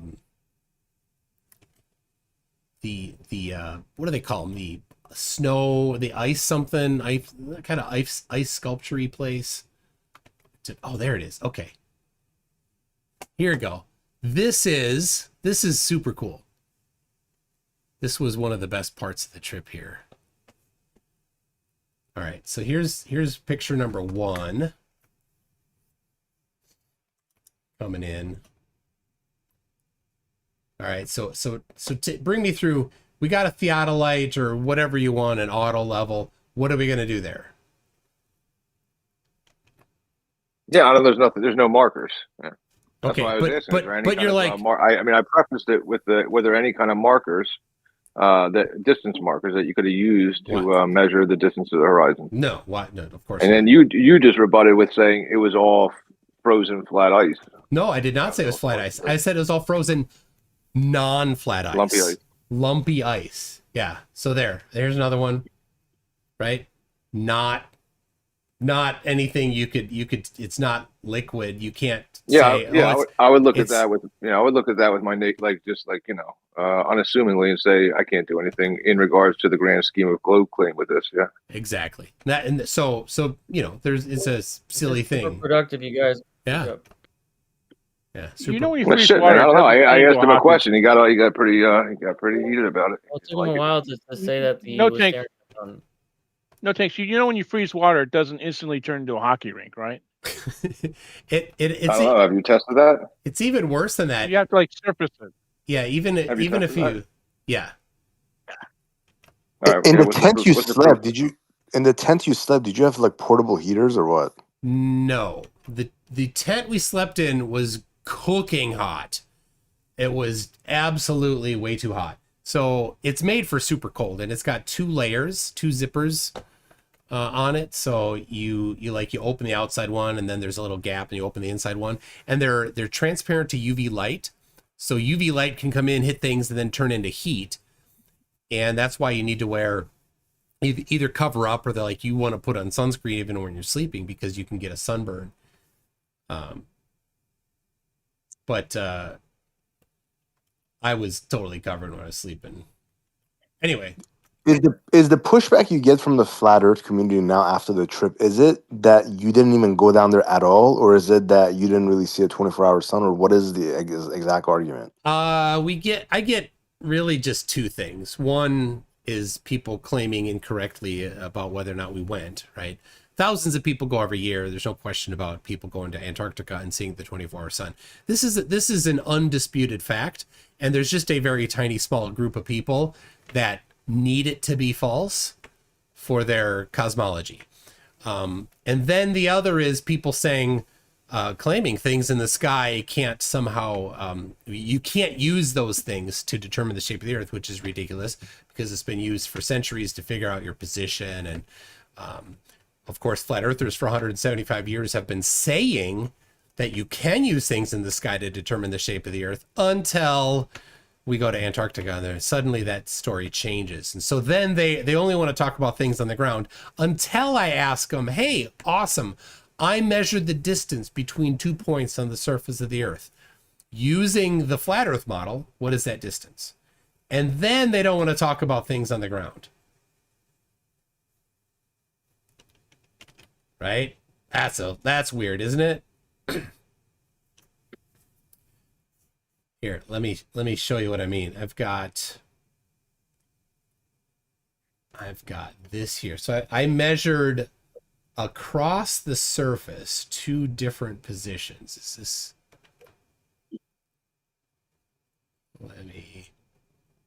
Yeah, okay. So there's one. Well, I don't know what model, right? So who's asking that? Travis is asking what model. Where flat earthers for 175 years have favored one model. And the Gleason map is the one.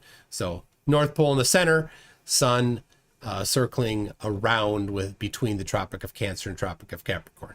And there's a couple other fringe models that people have put forward, but they're all significantly easier to debunk. Anyway, so there are the 2 points on the surface of the Earth.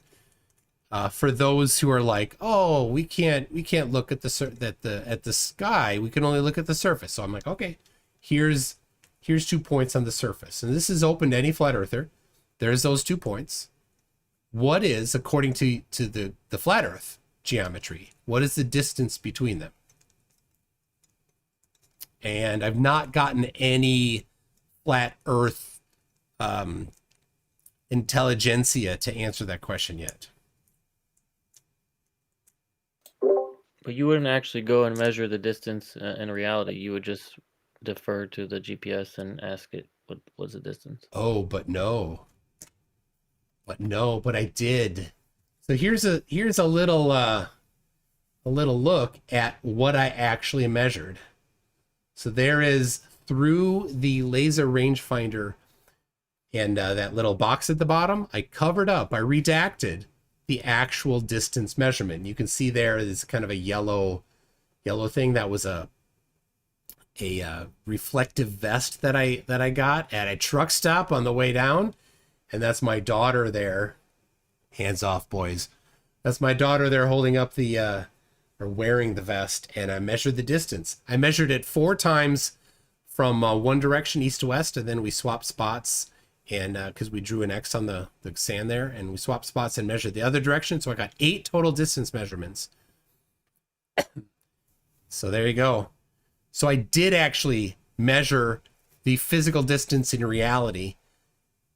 So now I know that distance. I've not. Did I miss something? I didn't hear how you measured. I used a laser rangefinder. Oh, okay. At what? So I put a screenshot in it of my actual. And you're claiming I mean, it's obviously not measuring that far of a distance. How are you claiming to know that it wouldn't work on a Gleason map? I'm just asking the flat earthers, according to your geometry, whatever it is. I'm not telling you what your geometry is right now, but according to your geometry, what is that distance supposed to be? So you don't even know what you're comparing it with, and you're claiming it. I'm asking flat earthers, all the flat earthers who don't want to talk about the things in the sky to figure out the shape of the Earth. Okay, let's use things across the ground. Let's just look at the ground. This is a distance measurement across the ground. And I get the same answer though. Flat earthers suddenly don't want to talk about that. They're like, oh, you can't use distances across the ground to determine what shape of the earth is. What would be the problem about talking about this? You're not claiming any exclusivity to your model. No flat earther has done it though. Let's talk about it. What is that? I've done it. You said I don't understand. You said you used a laser rangefinder to measure distance. You didn't use like the globe model itself. So why would the flat earth I used the actual physical distance in reality I measured using a laser rangefinder. And then I got the latitude longitude so that we know the position I was standing in at both ends of that. So now we can use those two positions, and then everybody can use their own Earth model to say, well, my model says the distance must be this. My model says the distance must be this. Everybody can say that. And that is how you can know whether or not your model is correct, right? You make a hypothesis, Earth is flat, and there's a certain distance between points, and it's got this geometry over the surface, because you can't look at the sky apparently to figure out the shape of the Earth, but you can look at the ground. Okay, we're looking at the ground. So here we are on the ground. What's the distance between points on the ground? We're just looking at the ground. Yeah, I don't think there's much difference in the north for between both models of AE and the globe model. I mean, it's a projection they claim of the globe. It came from the globe. I think the globe is a projection of AE with it squished at the bottom. So I think that's testable. That's testable. Then what would that distance be according to that? So the place that I think it would be testable would be to check if the southern extremities are like the waters are as far distances as, or as short distances as they claim compared to AE. What? As short distances? I think the only place that they're, so I think the continents, I mean, when you're using your GPS, I mean, I think the continents are probably working out accurately. I think where they fudge the map is in the oceans in the south. Fudge the map. Interesting. So Fletcher Boy is asking me, what is the actual answer in goat units? I don't know in goat units. I can maybe answer in sheep units. Not funny. But a location is objective, says No Tanks. A location is not objective. Oh, it is objective. Yep, that's a whole location. Location is relative in reference to another whole location. Only when you break the whole into... I think he's getting a little desperate here. Direction? All right, that's a lot of words to not test your model, No Tanks. Love it. Thank you. And every you didn't read them all, but read them later. Every time a flat earther says we can't look at things in the sky, okay, and then I say let's look at things in the ground, and they're like, oh, we can't do that, then the globe wins every time. Well, you can do it. I chimed in. You heard me chime in and said I've done that, and you can do that. Oh, no well, problem. What is that distance? Can you compute that? I mean, maybe not right now. I can't do that, but you have to work off of some base axioms, right? And what you have to do in regards to base axioms is you want to measure the shortest distance, right, to get the absolute distance. That's what I did, yeah. And in order to get a laser rangefinder is the shortest distance. Yeah. Well, it wouldn't be it wouldn't be the shortest distance in a different orientation. What would be a shorter distance than what a laser rangefinder is measuring? Well, that's what I'm saying. You're treating this is why you should have read what you started reading, but read it later. That's okay. So you're measuring like whatever you're referencing as a whole object. Like you're going to draw a circle around and you're going to say that's a whole object, and then you're going to measure to that object and call it a point. But it's not a point in reality. So in reference to like the top or bottom of that object, it'll be a different distance. You want to get the shortest distance. Wow. All right. Well, just do it within a margin of error of 1 meter. How about that? Then you don't have to worry about any of that. Yep. You don't have to worry about any of that. If you're within a meter, you're fine. Because I don't know why. I'm pretty sure, and I'm pretty sure because other people have done what they think is the flat Earth geometry based on 175 years of flat Earth claims. It's just geometry in reality. It's not like flat or globe Earth, right? It's just that, like in reality, I have measured the shortest distance between points, and what I had to do to affirm that was I had to establish vertical posts and columns along my route, and then you could take the laser rangefinder, right? And what you can do is hold it, horizontally, right? And then whatever you get your measurement.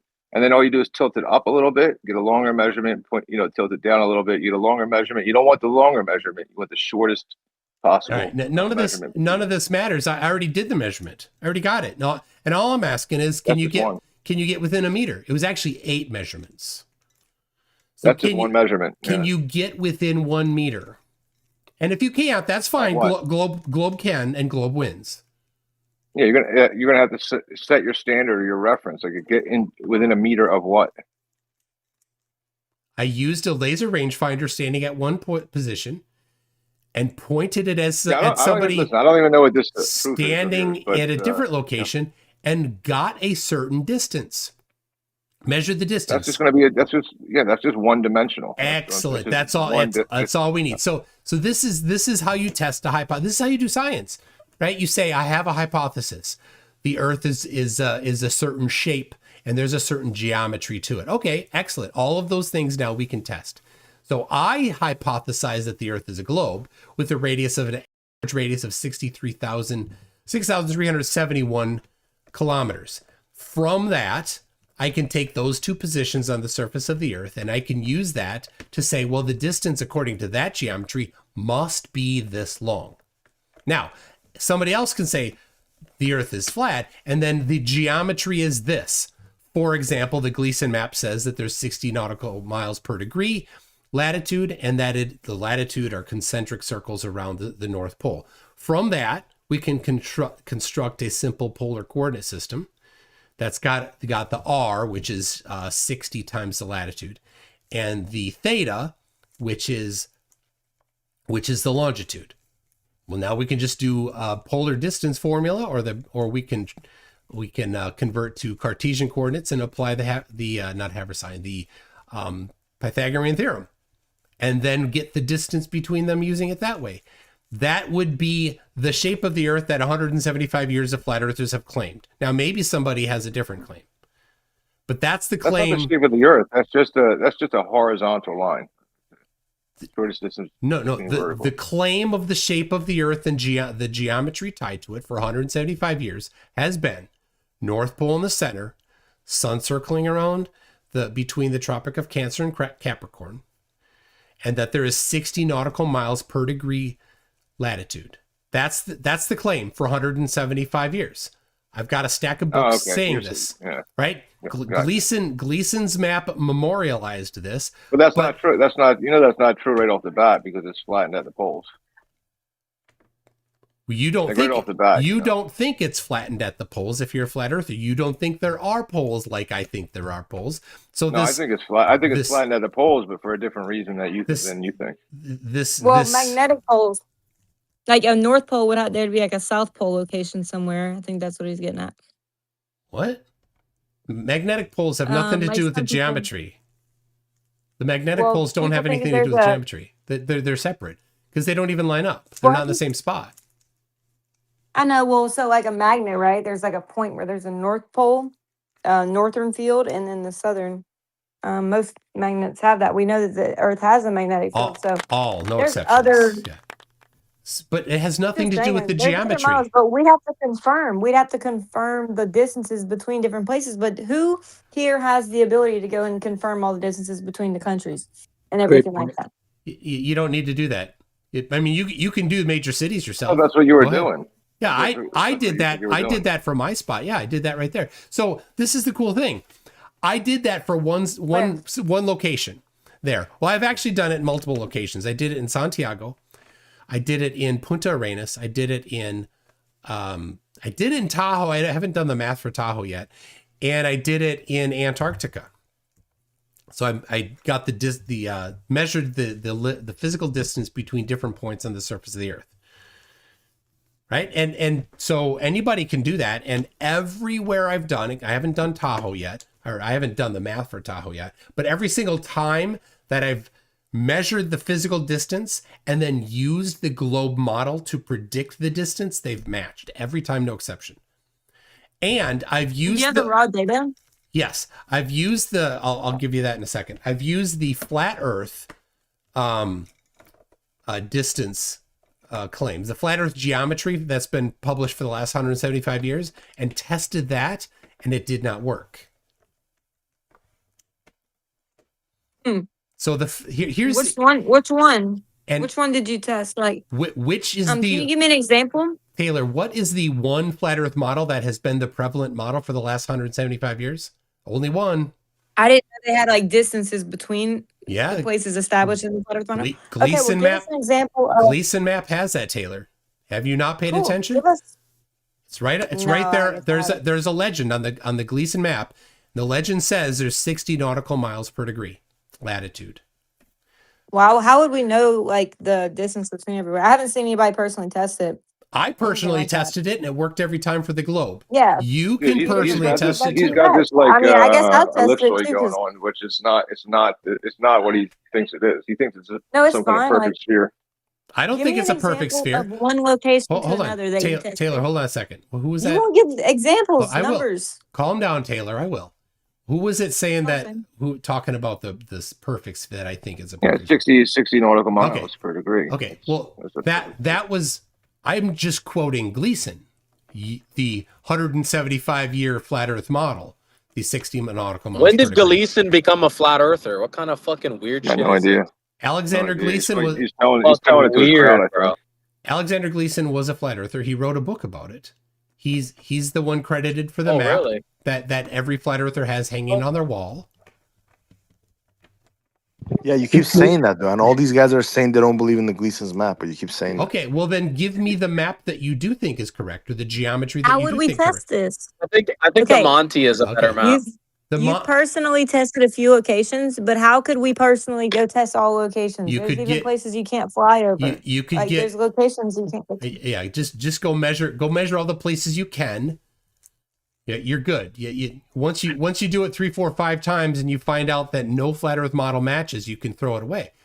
Well, listen, you're not giving your examples of that. audience, MCToon. You're not giving your audience like the axiomatic rule of inference that you're using to determine one thing between the other thing. What is it? Oh, what I'm doing is that I'm applying science here. So you have a hypothesis, and then You have a distance. then you compute the consequences of your hypothesis, and then you compare the computations to observation or measurement or reality or experiment. And if they match, then you have confirmed your hypothesis. And if they don't match, you've falsified your All right. Well, hypothesis. what's your hypothesis? Like, what would a What's flat your Earth numbers? distance, how would a flat Earth distance, like shortest distance between points, differ from a globe Earth shortest distance between points? Yeah, So that we can. sure. I'll cover that. Anyway. So on a globe, because it's a sphere or approximately a sphere, you would use the Haversine formula. If you want to be more precise, because you can measure to 6 sig fig, then you could use the Vicenti formula. But Why would you use that? Why would you use that in reference to points in free space and the shortest distance? Because between them? Why I'm would you be measuring. using that? I'm not measuring points in free space. I'm measuring points on the surface of the Earth. And No, so that was your daughter, right? She was standing up off the Earth. Since Why I'm are you using hypothesizing, Haversine to measure your daughter. since I'm How did he measure the distances, like with his car or something? No, LiDAR. laser rangefinder. When did he get rangefinder. access to a LiDAR? And how did you use a Laser- no, LiDAR? Oh my laser- God! no, How many laser- miles? This guy is not paying attention. That's embarrassing. Laser rangefinder. I Yeah, bought I'm not it. paying attention to your dumbass. I just got here, you fucking moron. All right. Bye. Bye. How am I supposed to take? Yeah, bye. Bye. Oh man. Flat Earthers, no, queue up. This is embarrassing for flat Earthers. I mean, this guy rolls in and he just embarrasses the crap out of everybody. All right. Let me. I have. Listen, it's the shortest distance between points above the surface of Earth. Why would they differ on a globe versus? I believe that they would actually, but you could tell me why you think so. You already explained it. No, he said they're on the surface, but they're observably in this photograph not on the surface. Oh my gosh. I'm gonna have to. He doesn't understand approximations apparently. He wants 17 sig fig in every measurement. I meant to say laser rangefinder. All right. Is Noah still yapping his disgusting vile face hole. He wasn't talking about lidar. He was talking about laser rangefinders. Did you guys know that not all of them use the speed of light return timing to figure out the distance? Some of them use wave interference geometry. In laser rangefinders?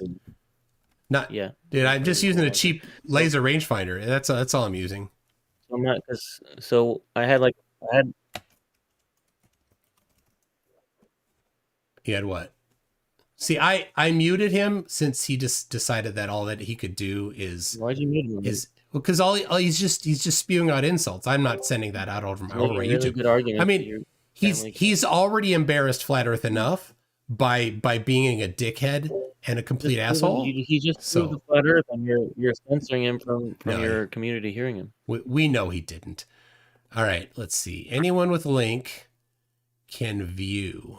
Copy link. All right, there you go. So here I don't think it was that great of a he was bringing McToon was bringing forward this thing where he measured like the distance of his daughter using the laser. Okay, rangefinder, I'm trying to but hear his really, data. It wasn't really. It's not really that great. That's what I'm pointing out. If Noah can turn down the assholiness, that's what I'm pointing out. It's not really. It doesn't really distinguish anything. Maybe McToon thinks it does, but it doesn't. Tanks. If Noah can turn down the assholiness, then I'll unmute him. But if all he can do is be an asshole, there's no point. So anyway, I posted the link there, Taylor, to the spreadsheet. Length of longitude measurements publication. I don't have the let me take these out of here because these aren't useful here. Yo, McToon, is there? Yes. Wait, you were saying something. So, all right, I don't have the one from Pensacola that I just did in here, but I do have the two that I did on the TFE trip. So Antarctica and Punta Arenas. So those are. Okay, so can you give me the flat Earth prediction? Like you're giving the results and conclusion, but what about the materials and methods section? Can you kind of go over that? So I used the 175-year model from flat earthers that they've been using since for the last 175 years, right? North Pole in the center, sun circling around the outside, 60 nautical miles per degree. And so I have, let me see if I can put this into so people at home. I mean, dude, what is this, like 150 feet? Like, let's start with that. Like, how far was the distance? How far was the distance? No, which one? So I Taylor, tell you what, I'll back it up here. Taylor, I sent you the spreadsheet. You can look at that. Let's stick to the one that I was talking about already. In Pensacola. So I have not told anybody what the distance that I measured is yet. So I want to wait for flat earthers to do their prediction. And Globers, you are invited as well. And I haven't told Globers other than one person that I'm working with to check math against. So okay, so you just took the flight time from Punta Arenas to Antarctica? Is that what you're saying? Oh my goodness! I'm sorry, I kind of missed.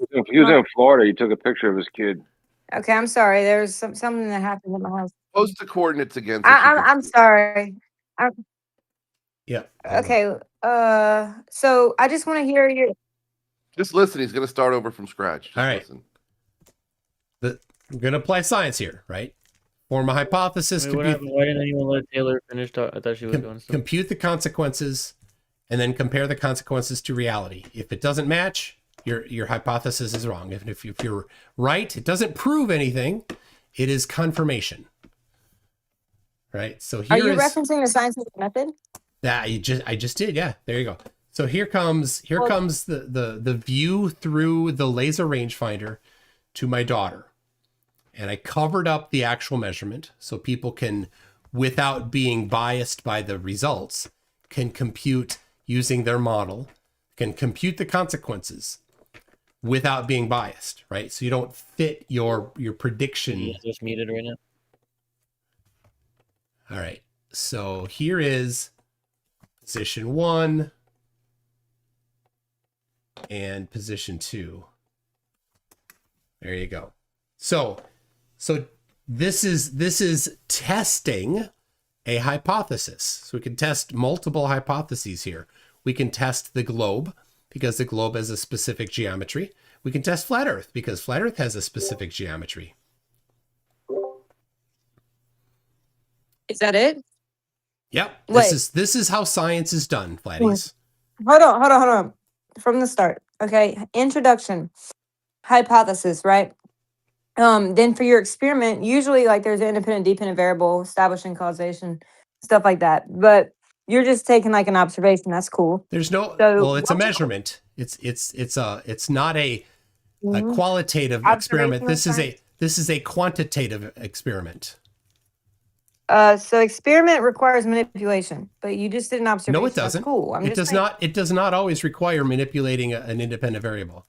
That is the Nathan Just like Oakley straw man. Yeah. Richard Feynman. 1953. 1953. You can find it online. The something of a natural law, he said. So he said, to paraphrase briefly, I've paraphrased it multiple times. You guess, you get a hypothesis, a guess is valid. You can guess at it. And then you compute the consequences of it. And then you compare those computations to observation, reality, or experiment, or observation. I said observation twice. And if they don't match, you're wrong. Your hypothesis is wrong. And if they do match, then you have confirmed, not proven, confirmed your hypothesis. So you've failed at the most pessimistic, you've failed to falsify it. It still remains a possibility in the most Popperian view of it. So there you go. That's science, right? That's the very basic way of doing science. So there's no necessity for an independent variable. There's no causation in there at all. Got you, bro. That's just the thing is if you look up experiments, you have control groups, you have, you're manipulating something. Okay. Okay, Taylor? so let me just give you a side source. You talk forever. Hold on. You going forever, and let me just go. According to the United States Office of Research Integrity, true experiments have 4 essential elements. Okay, United States Office of Research Integrity, ORI. They have manipulation, control, random assignment, random selection, and manipulation is considered one of the 2 most critical. Manipulation means the researcher purposely changes something in the environment, the independent variable, to observe its effect on the dependent variable or on a dependent variable. A research method textbooks from Washington State University defines an experiment specifically as a type of empirical study that features the manipulation of an independent variable, the measurement of a dependent variable, and the control of extraneous variables. All right, so just understand. Please go look up some more evidence. What an experiment is. Go do some more research with cited sources, please. All right, cited source. Just letting you know. Carl. It's not an experiment. It's a measurement. Karl Popper, The Logic of Science. Listen, Karl Popper, The Logic of Scientific Discovery. Book, chapters 3 and 4. He goes over exactly what I mentioned there, paralleling what Richard Feynman said. So what you're reading there requires manipulation. No, it doesn't. An experiment. No, it doesn't. An experiment requires. You're looking at a very narrow definition of it. You're not looking at a broad definition of it. An experiment, it's a measurement. It's a difference manipulating. between an experiment and a measurement. You're not proving a cause. Okay, I don't know why I knew that guy. So if you're not manipulating anything, you're not proving you can manipulate and show the cause. That means you're just observing them. I manipulated the distance. Okay. How did you account for variable? Like what's going on here? What was a dependent variable? The dependent variable is the distance. What's the independent variable? The position. The dependent and independent variable is distance? Nope. Listen again. Ask those 2 again, and this time write it down. Go ahead. No, this time say the right thing, you idiot. Go ahead. Ask again. Yeah, because you didn't say the right thing the first time, you idiot. Stop, Electric. We're going to mute you.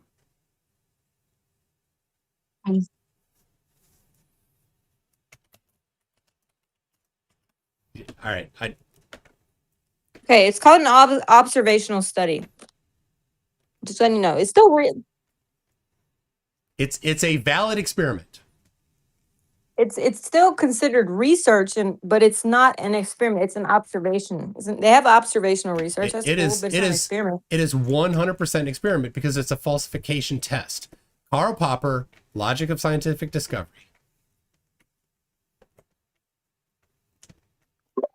Taylor, he posted the 2 coordinates. Figure out the distance. Thank you. Everything else what? that every flat earther does in response to this is coping because this falsifies flat Earth. That's what's fantastic about this. Every single cope is confirming that the Earth is a globe. Flatties. Just know that. Right? In your echo chambers, you can sit there in your echo chambers and pat yourselves on the back and be like, that's not a real experiment. It is. Nobody agrees with you. But it doesn't matter. This does not work on flat Earth. And playing semantics games doesn't save flat Earth.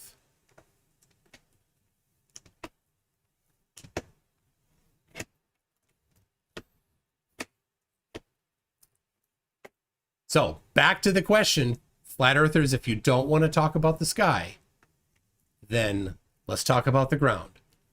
According to flat Earth, what's the distance across the ground? I have 2 points above the ground. No Tanks wants to measure to 17 I don't see why it sig would fig. be different than what you guys already measured and what the GPS says for each local area. It's Because GPS is because just the amalgamating geometry mandates that it's different. Right? If I take in the geometry, but it doesn't mean that the GPS is accounting for your globe geometry. so cue up. If I take an exercise ball and I put 2 dots on that exercise ball and I assign a spherical coordinate system. I understand that. A spherical coordinate system to that exercise ball and then use that to determine with the radius the distance between that. Then I take a piece of paper and I lay it flat on a surface and I use a polar coordinate system. I drop a dot in the middle and then I get an angle and a radius and I put 2 dots on there and I use the same coordinate system and I use the same distance between the halfway point and the center. Right, the center being with the North Pole and the equator, right? As on the exercise ball, I put those 2 dots on that circle. There will be a difference in the distance between those 2 points that from the sphere to that flat circle, and that's exactly the difference. That's a complete analogy between the globe and flat Earth. What was your null and alternative hypothesis? How would you disprove flat Earth, and how did you get a distance for flat Earth? You even said they haven't given you any. None of those. I didn't do that in this one. I didn't. There's. But if you want, I mean, you could go ahead. You go ahead. You go ahead. You could write them. You said you've done experiments to disprove flat Earth? Well, then how did you get that flat Earth hypothesis? The flat Earth hypothesis is applying the geometry of flat Earth, and so I start with that. Right, North Pole in the center, 60 nautical miles per degree. Right, Travis doesn't like that one. Travis, you have a different geometry. Then provide it, and we can test that one. But until then, this is the one. This is the only one that flat Earth have offered to test. But I love it when flat Earthers are like, "That's a straw man. That's not our model." Okay, I can't straw man your non-model. I can only so you can't disprove it either. I can only test the model that has been presented. So I'm testing the model that every flat earther on Facebook says is the real model. I'm testing the model that Flat Earth Dave and Oakley say are so how would you expect the flat earther to actually get this model? Okay, so we can't put up high altitude surveillance satellites. You literally have to get extraneous approval. They've actually for what? There's other ways to figure out the shape of the Earth than putting up satellites. I'm just letting you know, this high altitude photography to look at everything is prohibited by citizens. It says in the regulations you literally have to have a reason to do it, to get a permit to do it, because they call it national security issues. Go to Mexico. Go to Mexico and launch. The same people that permitted you to go to Antarctica and said that you're not allowed to say when curfew was. You're not allowed to talk about stuff, right? I don't know what the hell you're talking about. Go to Mexico and launch it. They don't have any oversight there. If that's too onerous, yeah. Why couldn't you tell us when the curfew was? There was no curfew. Yeah, try importing a rocket to New Mexico. All right, you guys. I'm gonna start muting people if you guys can't take turns. We're doing one. So people are gonna alternate between. Hey, what's up, Dan? Let's all listen to If you Dan. guys are, all right. Hell yeah. So if you talk over me, makes my job easier. Picking who to mute. So there was no curfew. We were walking around at 2 a.m., 3 a.m. And I think if you watch the preview for the documentary that came out nearly a year ago now, there's a clip in there from me at 2 or 3 a.m. In fact, actually, you know what? I publish all my videos on my Conspiracy Tunes channel, and a lot of that is well after midnight. And so there's no curfew. Nobody cared. People were sitting around in the mess hall for hours and hours. Where's the I know documentary? there's no curfew. You and Witsit spent all night together awake. No, Witsit was, I don't know where he was, but the rest of us were. Yo, MCToon, I have dude. So Noah and Dan are both trying to talk to you. You have both of them muted. Like Yeah. It's like annoying. Well, I mean, Dan asks a question for 5 minutes and then interrupts halfway between my first sentence. So that doesn't go. I mean, I can unmute him, but if he does that, I'm just gonna do it again, right? So Dan, I have him muted right now because he was just talking and you weren't listening. I mean, I like Dan. I like Dan, and if he wants to ask me a question on topic, that's fine. But I kind of don't think he's gonna ask a question on topic. But distance is your variable. But when I asked you about the premise of Mount Geo, you wanted to talk to me about the measuring devices as if that had anything to do with the premise. The premise is the globe. So again, you still can't talk to me about this variable because when you absolutely wanted to talk about a theodolite when I just had, is the fucking 1 foot observer and 5 foot observer gonna be a variable on a globe? And the answer is yes. So why didn't it demonstrate out is my question to you. It's pretty important. I don't know. Nobody controlled for confounding variables there. That's not true. See, you just have 2 observers. They're a variable in themselves. Then the distance over the globe is a variable, like you said. So we're absolutely covering variables I don't hear you talking about. Yeah, there's other variables that weren't accounted for. Well, how do you suggest that the 2 observers are seeing something different?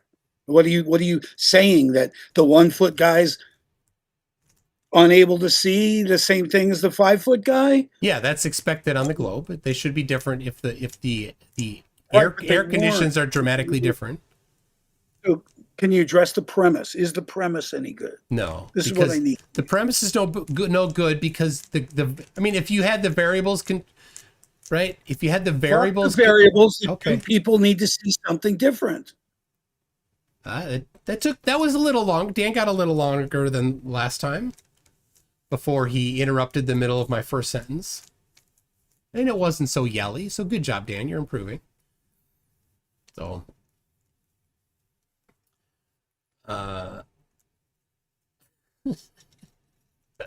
Anyway, yeah, Q up. I that was it.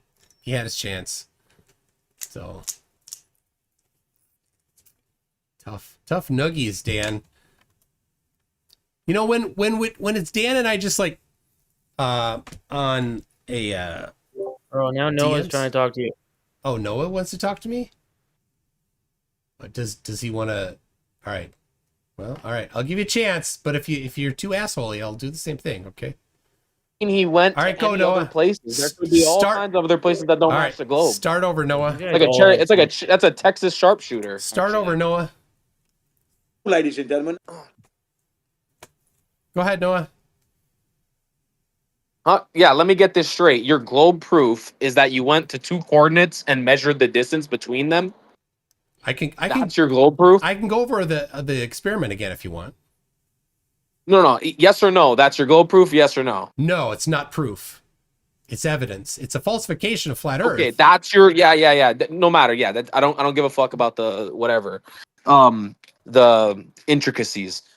Overall, overarching, your globe evidence was that you went to two two positions, two different GPS coordinates, and then measures the distance between them. Yes, and then So how do you know that? How do you know? Very critically, you've left off. It needs to be stated. I used the globe model and the flat Earth model to predict the difference in distance between them, and one of them confirmed, the other was falsified. Go ahead. Yeah, so you don't know that if you went somewhere else, the distance wouldn't match the globe. You're just saying, oh, the distances that I did measure match the globe, therefore globe. So it's like a Texas sharpshooter. No. This is standard, normal, run-of-the-mill science. You do an experiment, and your hypothesis is confirmed. Good, you did it once. Do it again. Do it again. Do it again. It's repeatability, right? And I've done it now 3 times. I have data for that I can present because I put it into a spreadsheet. When do you think you're going to be given access to the land or ocean area where it doesn't match the globe prediction and maps? Like, when do you think the government's going to give you that? There is no place that exists. But you can't make that assertion. You don't know that. I would bet like saying there is everything. I mean, everything inductively, on I that. guess you can make that. Right, but that's not science, right? You're not doing science. You're saying, oh, there's some other spot that you don't even know. No, let's go test the places that we can know, and we can exclude then whatever we can exclude by doing those things. I've already falsified the Gleason map. So the Gleason map is completely falsified through this method. Now, what other Gleason model or what other flat Earth models exist that we could test? Well, flat Earthers are loath to come up with anything that's testable. So it's kind of a problem for flat Earth there. So Travis says, we don't claim a model. Of course you do, Travis. Not you personally, but the large majority of flat Earthers claim the Gleason map. Go on Facebook for 5 minutes. Every one of them, maybe some exceptions, says you don't think that they're going to have map. You don't think they're going to have North America match the globe model because people inhabit it? And look, right there, Travis, you piece of you human-shaped garbage. Northern Rebellion just posted that model. So Travis, Northern Rebellion uses that exact model that I falsified.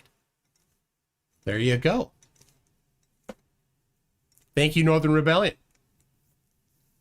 He's like, Northern Rebellion is like the best like little sidekick, because everything I say, he comes up and supports it with his memes. It's fantastic. But what other model is there? I've seen this this model of the dual pole one. That's pretty funny, where Hawaii is farther away from the equator than Seattle. Hilarious.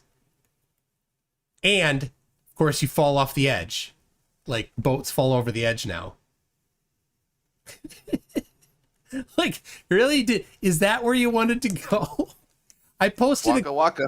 I posted a couple days ago a picture just to get the reaction of a boat falling over the edge and saying flat earthers think this is real. Now, when I say that, I mean, Brian Leakey thinks that is real, not every flat earther. And they're people like, no, oh, this is our map, and then posted the Gleason map. Like, good job. Waka. I know. And so we went to a place where a globe model matched the coordinates and distances, and everywhere. You think that's revolutionary? No, not well, revolutionary. Not everywhere, because you haven't measured everywhere. It is not revolutionary in the slightest. Honestly, you can make that claim. You can't honestly make that claim. I can 100%. You don't have to measure everywhere. That's not how you do science. Science isn't by doing. You make the claim of everything. Everywhere. I didn't claim everywhere, Noah. You just did 5 seconds ago. No, I didn't. You literally just said everywhere back to me. That is literally you saying goodness. Everywhere. And now you're saying you didn't. I said, no, what? Now the word before everywhere was not.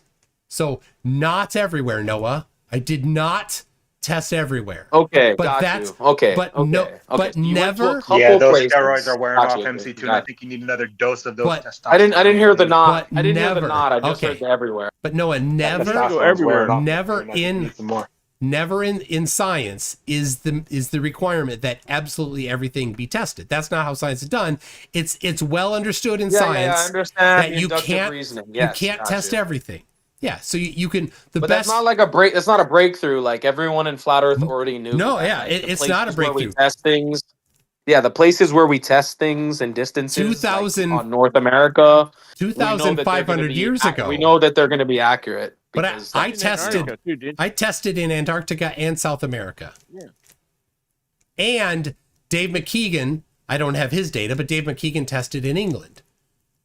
So What did you test in South America exactly? The I distance between two coordinates? Yep.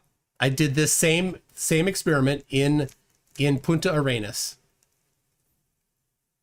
Yeah, so I don't understand how you think this is a slam dunk. All the flat earthers already knew this before they came flat earthers. It's a falsification. That the lands where people inhabit, where the lands that it's not a falsification. It is a falsification of flat Earth. No, it's not. No, it's not. 100%. The lands where people because flat Earth requires a certain distance. Gave us, sir, before we converted to flat Earth, we already knew that you guys had better maps of the inhabited lands than we did because we weren't around for fucking 700 years to go map the entire world. Oh. So we already knew that they're going to have accurate maps of like North America, South America, and the distances between the cities. But what It's already been known. But so it's not, what it's not about actually like a slam dunk. But hold on, Noah. Everyone already knew that. What about the constant posting by flat earthers of all of the ancient civilizations that knew that the earth was flat? So technically flat earthers have been around longer than globers. So you've had more time than we have. Where's your map? With the British Empire, that's when like there was one peoples that spread across the whole earth. Don't care. Where's your map? You've been around longer. Even the Tower of Babel or whatever. You've been around longer than me. No one's gonna have a world. No one's gonna have a world map before the European colonization of the world because no one went around the whole world or the whole known world. But what about the flat earthers that claim that China had mapped everything? Oh crap! You didn't. Did China map the whole world? I've not seen it, but I've certainly heard never flat heard that earthers. claim. Listen, McToon. I've been here for 6 years. I've never heard someone make that claim. His I've name been here for is 6 years. I haven't. Alan. Space Audits would be the person you want to talk to, or Shane St. Plagiaire. This server is kind of anti-Alan, if you haven't known. I got it, but you're saying flat earthers in a generalization. I'm saying flat earthers in a generalization have made that claim. Okay, so Alan claimed that Chinese people mapped the entire world. I don't know. How's that relevant to this chat? Well, it falsifies your claim that no flat earther claims that. You see? No. I said no, that's not what I said. I said nobody mapped the entire world before like the European colonization and stuff. Oh, but Shane, that's what but I Shane said. and I Alan think you would says that agree. they have. I think you would agree with that.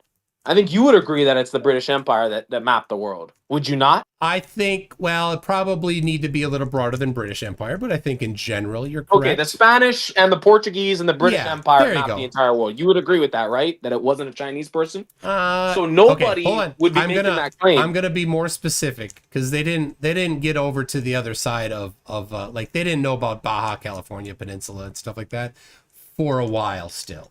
But yeah, in general, how about that? How's that? Okay, so in general, the Globers, the British Empire and the Spanish Empire, who had globes on their shelves, yes, were the ones who went around the entire world and mapped the entire world. Yes. Flat Earth know this, and so they took this into account before they turned into a flat earther. So like what you're touting as some sort of thing, what you're touting as some sort of victory, No is flat actually just earther. something taken into account. No flat earther did that before becoming a flat earther. Every flat earther said, "Oh, I look, did. Here's the 200 proofs video from Dubay. Durr.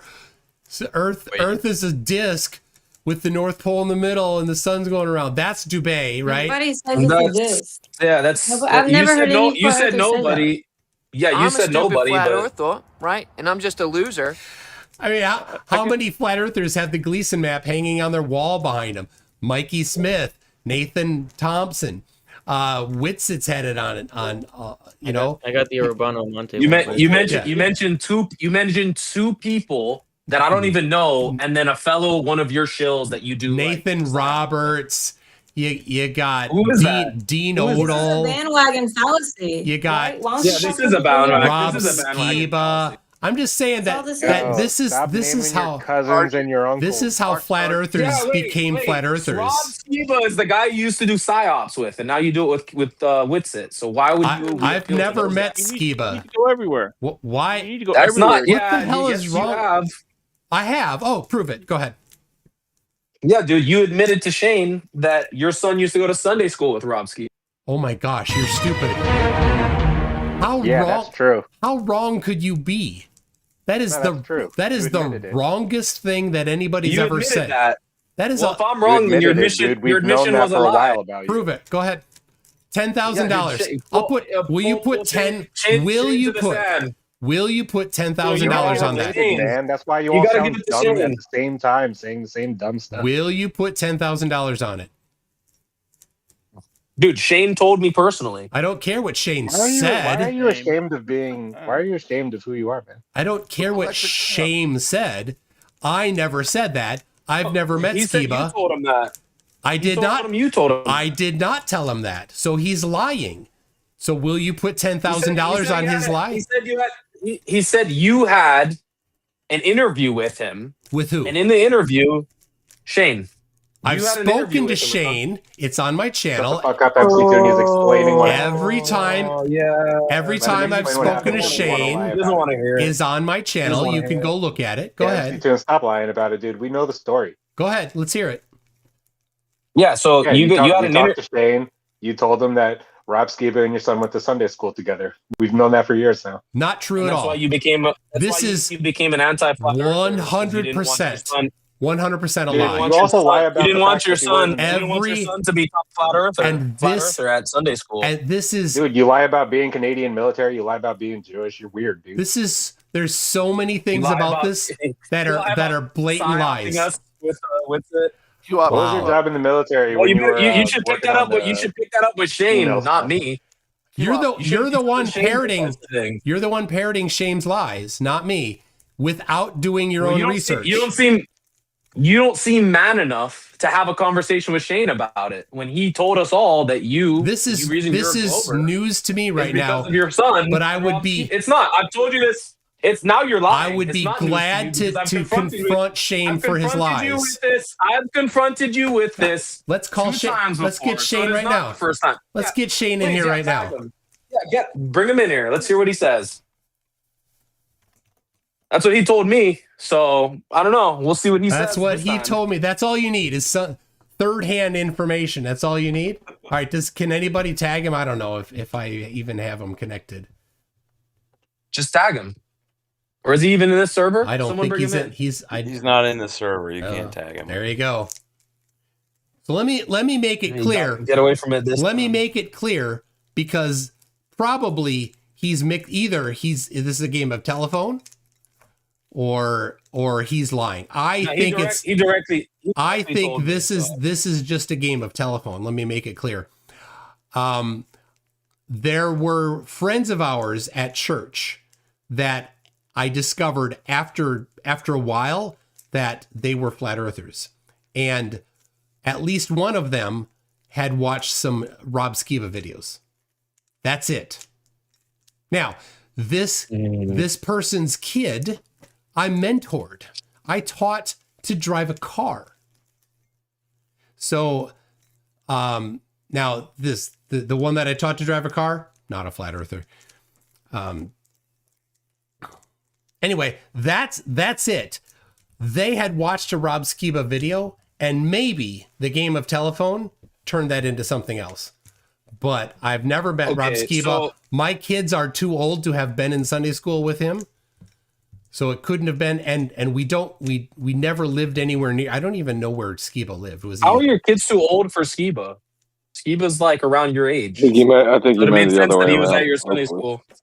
Well, so wait, your story, which is different from Shane's story. Oh, we get a Ouija, Your story Ouija board. is that. Oh, sorry, shit. Someone's We'll interrupting. get a Ouija Okay, board so and then we'll talk to Steve. okay, How about that? I'm trying to get the story. I'm trying to get the story straight. Can you please be quiet? Okay, so your story is that a guy I mentored that was in your church watched a Skiba video one time? The mother. If that's the mother of somebody that I mentored. Gotcha. And so that somehow you're saying that Shane twisted that into your kids directly being taught flat. Maybe okay, that makes sense that could be a telephone. That makes sense that it could be a telephone. Maybe Shane misheard you. I don't think that Shane was lying about this. I think this is just a misunderstanding. No, he 100% told me point blank that your kid went to Sunday school and was taught flat Earth at Sunday school, and that it made you angry, and that's why you became an anti-flat earther. He 100% told me that directly. Then I will give him the benefit of the doubt and say that he misunderstood me. I don't think that is a lie that he would tell intentionally.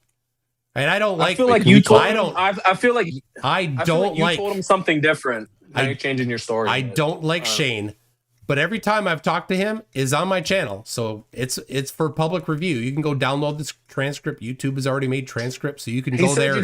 He said you guys had a chat before an interview. So, and that you guys had chats before interviews, so that means all of your chats wouldn't be recorded. Actually, the pre-interview chats and shit would not actually be recorded. I suppose that wouldn't be.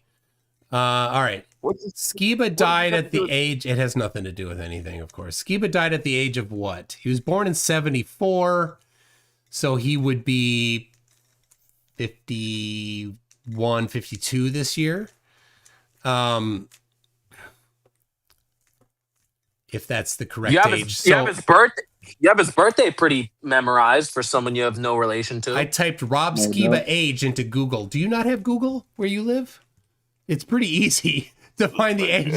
You already typed that in? Yes. Before you made I'm typing that in while I was speaking. Gotcha. I'm sitting at my computer here. You can tell I'm at my computer because I'm talking to you through my computer.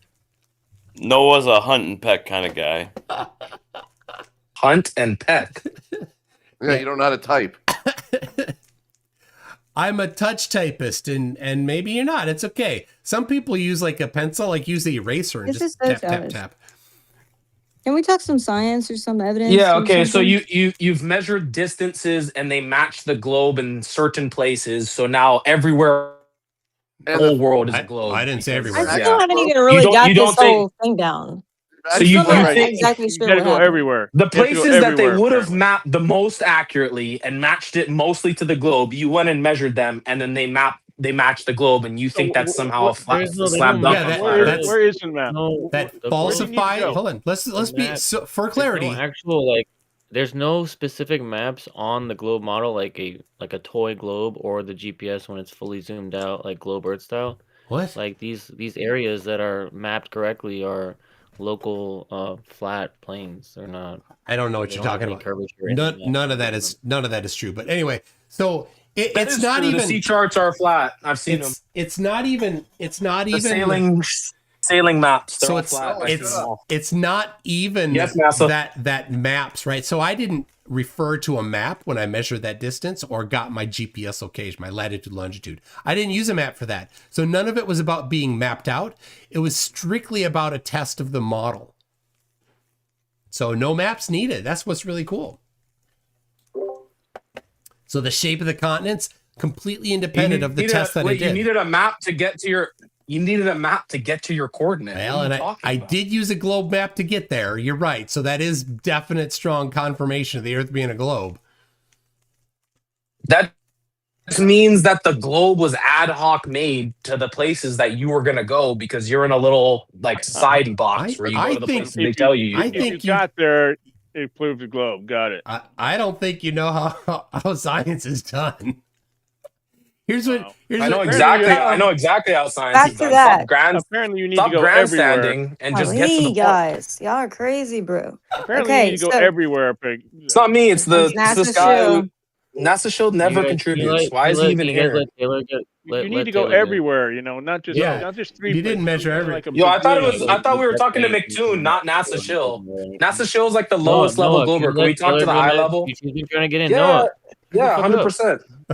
Okay, so This is a 2024 paper on experimental research methodology, and it identifies key features of experimental research. Okay, so first thing, manipulation of variables.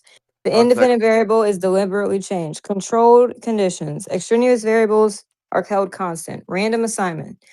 Subjects are sequitur. assigned to groups by chance, eliminate bias, and then meticulous measurement.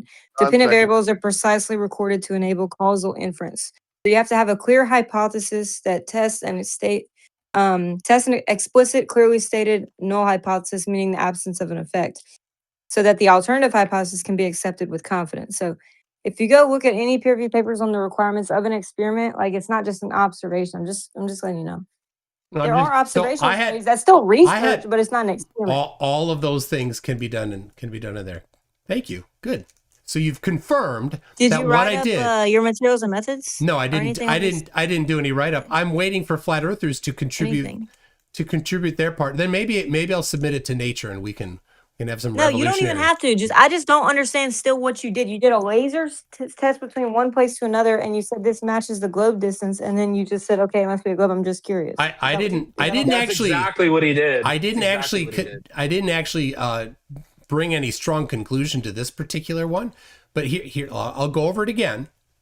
Right. So I did in Pensacola, the one I did in Pensacola, where I've published the two coordinates, so the two ends of the measurement distance. There you go. It's the one that Robert Silverman just posted there. Two coordinates. So hypothesis. This is the brief one, right? I'm not giving you the 75-minute version of it that has all those things that you asked about. Okay. And if you can't figure them out, then maybe you shouldn't be participating in science. But you probably can figure them out, Taylor. You're better than, seriously, Noah. Whew. Anyway, dude, I steel manned you in 3 seconds. Oh. Taylor's still struggling. How am I worse than her? Bless. I steel manned you in 10 seconds while I was on mute. I was steel manning you while you couldn't even respond. Yeah, say Well, that. I was So how saying, are you like, going? Say that you same did a thing 10 distance times. between two places, and it matched the globe distance. Is that kind of a No. summary? Hypothesis. That's exactly what he did. All right, Noah, shush. Hypothesis. Earth is a globe with a radius of 6,371 kilometers. All right, there's the hypothesis. Now we're going to compute the consequences. We go to two different points on the surface of the Earth. We can use the Haversine formula to get the distance between those 2 points on the surface of the Earth. That's still the hypothesis. Hypothesis 2. Earth flat with matching the Gleason. You only have one hypothesis. I'm doing two experiments Well, simultaneously. there's an alternative and a null. Can you tell me the alternative and null hypothesis? I'm doing two simultaneous experiments. Okay. What? Second one. Wait, what? Yeah, you can do that, Taylor. it's allowed. You can do 10 simultaneous please experiments. tell me the null and alternative hypothesis. That's all. If you can't figure out those by yourself, then you should not be What? participating in this space, Taylor. Dude, come on, dude. You don't need your hand. This should be clearly laid out. Taylor, you Dude, don't biology need. 1, science 1. This They isn't. learn this stuff. This They can- isn't. in any experiment, But this you should lay isn't this biology. out. This isn't biology. We don't Thank have. you. We don't have test groups. This isn't biology. It doesn't matter. This This isn't- requires any experiment. I literally just read the basics of an experiment from the NIH peer-reviewed papers and what they consider an experiment and the Office of Research Integrity. What's NIH stand Like for? literally everybody Taylor, everybody what who does publishes what an experiment is NIH has these. Can you stop interrupting These her, are please? basics. What These is- are basics to what an experiment is, dude. There's a difference between an observational study and an experiment All right. What is NIH? where you manipulate variables. What is NIH? I'm sorry, I misspoke. Let me get the. Oh, this was the NIH PubMed thing. It says testing explicitly. It is NIH.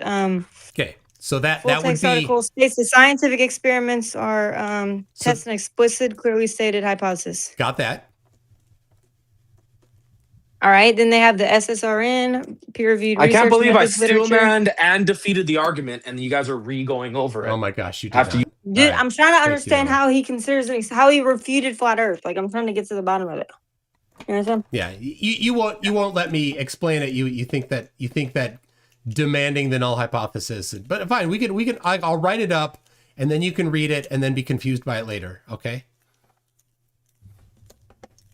No, null means that the independent variable had no effect on the dependent variable. Right. It is not a necessity to have a null hypothesis in every experiment. Well, what are you testing? What are you manipulating? I was manipulating the distance between 2 points. Okay, and if it was flat, what would The position what would be the result if it was flat versus globe? Well, so if it was flat, then the flat computation would match the measured distance. And if it's a globe, then the globe distance would match the distance between the points. That's how simple it is. You're trying to complicate it in a way to try to not accept it as a valid experiment. What was the difference? What? No, I'm just saying, experiment. You're gonna have control group stuff like that. Independent. There's no in a control good, group valid experiment. there's a control group in experiment is biology. really This isn't to biology. establish cause and effect. Listen, sir. It's not always cause and effect. Established. It's not always cause and effect. But can you tell me an experiment that's not doing that? Yes, It's when considered scientifically an experiment Yes. by scientists Yeah. instead of an observational study. Shut up. Gosh. When Kuchli measured Well, maybe you can do that once she's talking. Go ahead. when Kuchli determined the shape of the benzene atom molecule. That's an observational study. He did an experiment. He had a dream. He dreamt that a snake was eating its tail. And then he's like, what if the benzene molecule is a ring of carbons? What was his naturally observed phenomenon? Nothing. He had a dream. So what was the test? This was a qualitative experiment. It's not even a quantitative one. So then they said, we have the capability of determining the shape of a molecule. Is it a ring? Yes, it is a ring. We have confirmed the hypothesis. That's an experiment. Okay. Let me just. I've actually No independent variable. No dependent variable. Funding for different studies, and I've hey, let's observe this and see what happens, or let's see what kind of bacteria is present here. Let's see what type of what type of natural substance works the best to kill bacteria. But it's the thing is that one might be kind of borderline because you can say that you hypothesize that oregano oil will kill bacteria, and that's going to be what you manipulate is the addition of oregano oil, and you see the bacteria that's killed, and then so you can kind of test that out. But going out and not really having a hypothesis or manipulating something it's not an experiment. I've tried to do it before, and they wouldn't fund it. They wouldn't consider it. So you have to have a clearly stated hypothesis. There's a really good reason why, Taylor. There's a really good reason why they wouldn't fund it. Because if you're going to do something with funding that they're going to expect to get published in a journal, they need it to be rigorous and novel. This is neither rigorous nor novel, because the rigorous and novel determination of the shape of the Earth was done 2,500 years ago. This isn't new. Well, what was the experiment that was done for that? There was no experiment. They just figured out the shape of the Earth. Right? Okay. If somebody hands you a basketball, do you actually need to do an experiment? We don't, of course. This is ridiculous. Here's a basketball. Oh, what shape is it? It looks like a sphere. What experiment did you do to figure out that the basketball is a sphere? I didn't. I just looked at it. Right? So how do you figure out that the Earth is a sphere? Well, the sun set, got that. There's a circular shadow on the moon during eclipse, got that. Bottom up obstruction with increasing distance, got that. Okay, there we go. All good things. None of that is affirming the consequent. Those are all that's deductive reasoning to figure out the shape of the Earth.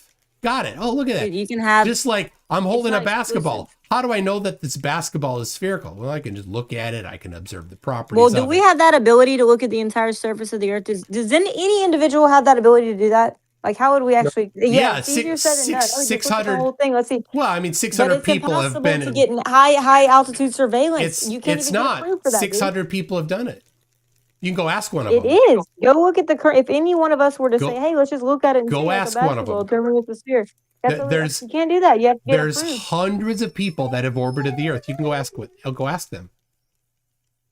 Yeah, bring them here. I want to ask them. I'd love to ask them. You go ask them. You say, "Hey, I'd like to ask." See the circle when they're and I'm not going to sea lion you, right? If you say that the Earth is a globe, I will accept that you said the Earth is a globe.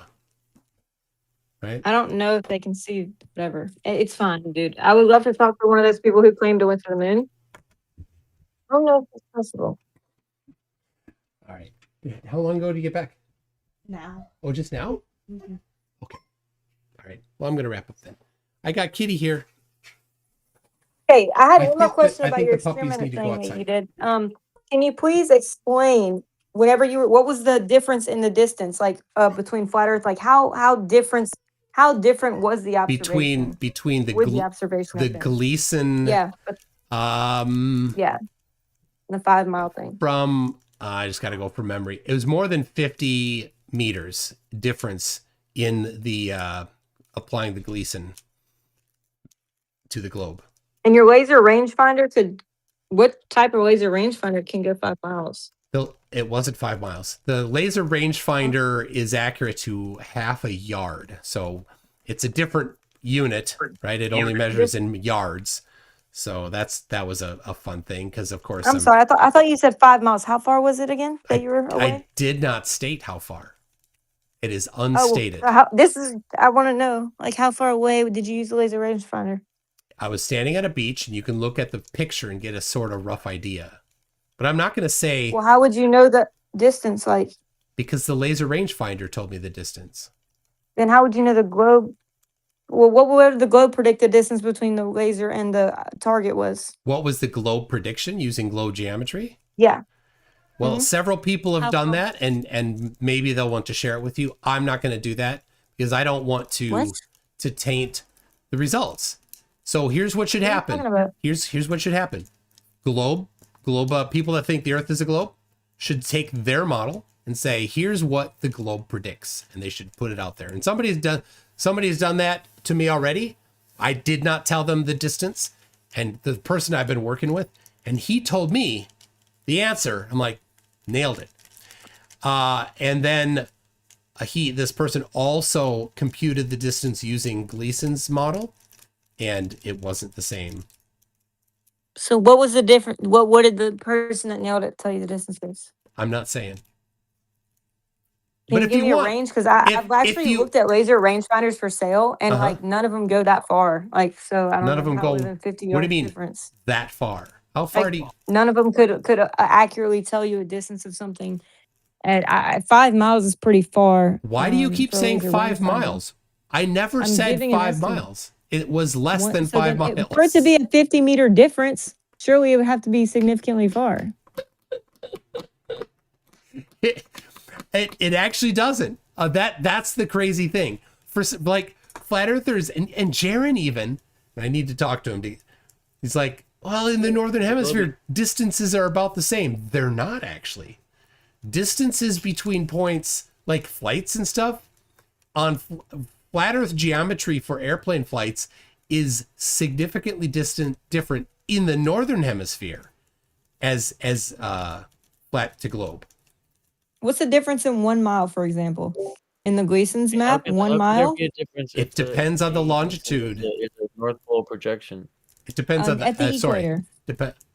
At the equator, what's the difference? Well, 1 mile okay, between flat Earth and Gleason? so we can do this. This is pretty easy. So the using Gleason and using the globe, we know the distance from the North Pole to the equator. Both of them are the same distance, 60 nautical miles per degree, right? Or 5,000 kilometers. No, sorry, 10,000 kilometers. That's the distance. So now, to get the circumference of the globe, what do? Well, we take the radius of that circle, which is different than that distance across the curve of the surface. So you've got the radius of 6,371 kilometers. So what's that? I'm sorry. Well, what's I'm not doing calculations right now. I don't have a calculator. What is, all right, let's walk through it. What is the circumference of a circle if you know the radius? Pi to r squared. Nope. That's 2 pi r, sorry. 2 pi r. Right? Or pi d, one or the other. So Come on now. I'm going off of memory. I haven't done. That's fine. It's been a while. Nobody I was needs. kind of close. It's nobody, a big two, not yeah. a small two. nobody needs to memorize formulas. I don't think that's a necessity. And all right, we homeschool. I teach my kids math and science. I was just going over science today or math today. Every time there's a formula, I'm writing it down on the top of the paper for them. I'm saying you can look it up if you want. You can go to the book. Always fine. All right, so the circumference of the equator by the globe model is 40,000 kilometers. Now, what is the circumference according to flat Earth? Well, we take that the radius now isn't 6,371.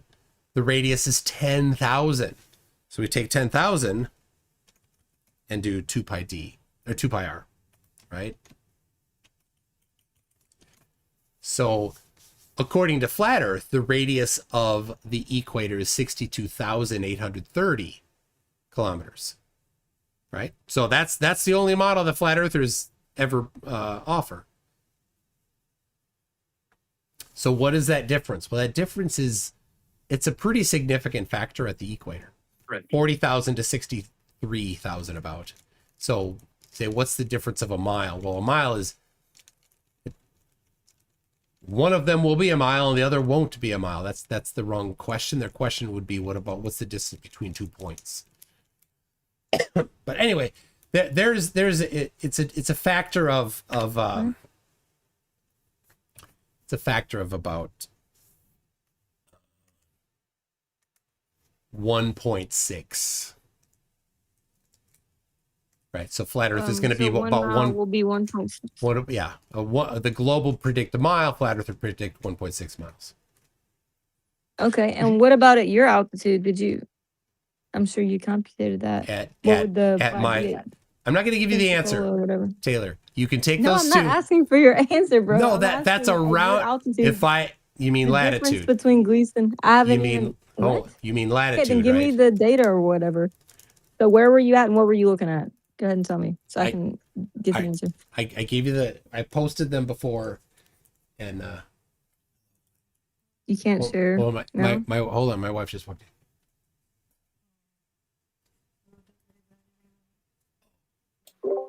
No, it's Joe. Okay. All right, thanks. All right. So yeah, there you go. Robert Silverman posted the 2 points again. So there you go. You could do that. And anybody, Taylor, you can do this. Noah can't. He's not smart enough. Elec isn't smart enough. You can take those two coordinates and you can go online and just Google Haversine calculator and type them in and get the globe prediction. You guys should try doing Antarctica. It'll really prove the point. Yeah. So anyway, so earlier, let's see, I can post my spreadsheet again. There's my spreadsheet. So there's the 2 points in Antarctica. So I need to get I need to update the spreadsheet, so that probably make a new one so that because this one is specific to the lines of longitude. It's a bit of a different way of calculating it. So anyway, Taylor, I'm glad to send you the details if you want offline. I've gone over this at length, and it's a bit much. So it says, I see Punta Arenas and Union Glacier. Yep. Where's the one for Pensacola? Robert Silverman, you want to post him again? You're gonna get him again. I'm sorry. They're not in that spreadsheet. There it is. There it is. Thank you, Robert. I just clicked on I'm sorry. I thought the spreadsheet you posted. You posted the spreadsheet, and that's what I was looking at. But I see this one. Okay, I'll just have to put it in there. All right, and then so here's a latitude, longitude, and then what was your laser rangefinder? What did it say? The distance? Yeah. I'm not telling you. You keep asking. How am I gonna test it to see if it matched globe? Because I can. So no. You. The test is for you, flat Earth. What is the flat Earth prediction? Go do that. So you Have won't the give me your courage. results until I give you a flat Earth prediction? Yeah. Yeah, that matters, right, Taylor? The flat Earth What? prediction. So how are we That's supposed to how- like test his data that he's That's spouting how that you match do together? it. That's how you do science. You don't know the Yeah, answer but at before the you very do least, you're it. saying, okay, so you didn't do science then. So now you I admit did that. the science. I want you to do it now. But how can you make a conclusion if you're waiting for someone else? I'm waiting for you. Yeah. So then you can't use this data as evidence. I mean, I already did all of the math You myself. can't use this data as evidence. You yourself just said that you're waiting for some flat earther to tell you something to get the result. I want to hear what flat earthers think that distance is, and So I don't I want think you to ever it's decide this again. I think it's hilarious when flat earthers can't do it. It's embarrassing for flat earthers that they can't actually apply flat Earth to figure out the shape of the ground. And the same flat You won't earthers. even give me your results so I can see if the globe match. Here's the cool thing. Every single glober can go tell me what the answer is. Why won't you share your don't data? need Okay, to I'm gonna tell see them. how far the globe predicts. I don't You need won't to even tell share your data you're citing in here. I don't need to tell globers, but I'll tell you this. I've already told you this. If you apply the Haversine, do you know what do you think the answer's going to be right? I've already told you. Okay, so I'm gonna go do the math on these coordinates and I guess because that's all I can do is see how far away these coordinates are. Do the flat Earth math. Now I'm trying to like test your data to see if your stuff matches the globe. You won't even give it to me. That's crazy. You should test my data, see if it matches flat Earth, Taylor. If you think What are you talking about? You won't give me the data. If You won't tell me how far your laser rangefinder said it was. do this. Use the flat Earth. Tell me the answer that the flat Earth says. Wow. You won't. I know you won't because you know just like I do that flat Earth will be falsified. Again. How are you in here citing data you won't provide? Yeah. Thank you, Taylor. Thank you, everybody, for once again showing that flat Earth has no science, has no ability to make predictions. You just cited some experiment you won't give us the result to. What is that called? Make a He's prediction. been answering your questions for 45 minutes. It's just never He enough. literally And the he's been moment telling he me about this decides laser to stop, rangefinder experiment as you proof of the globe. He won't even tell us his results. That's so weird. I've already told you, Taylor. I'm trying to actually look at his stuff. If you apply Haversine, the Haversine, evidence you're providing, you won't get it. When you apply Haversine, you'll get the actual measurement that I made. I've given you the answer. You just aren't smart enough to pick it up, I guess.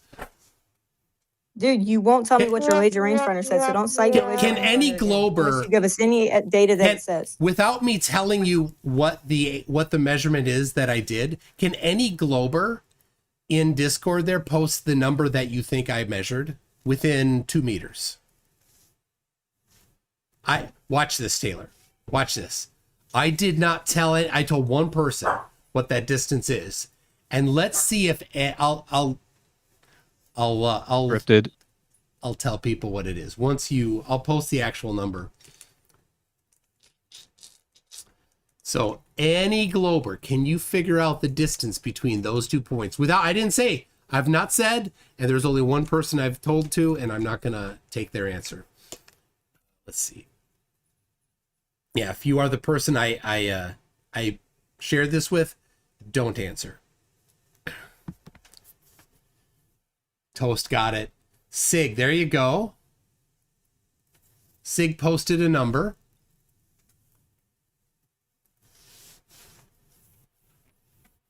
This is right. We got 1. Unsilent Storms did not try. Anybody if anybody on YouTube did it, let me know. I'll post your measurement as well, your value as well. Is it 0.32 miles? I only did it in meters, so 515 meters. 515? I don't know if you typed in numbers right. No.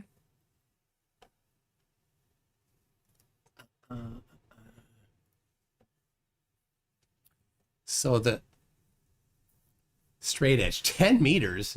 No. Robert Silverman has the values if you want. Let's see. All right. Oh yeah, here. I measured, I got 2 different measurements at each end of it, so we can have a little more accuracy for the lat long.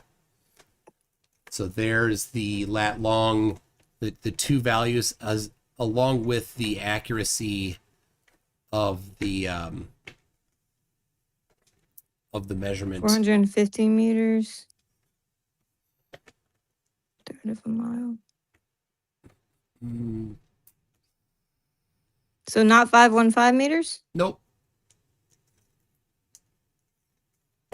And Riley Life's in Utah. Pretty close. Not quite.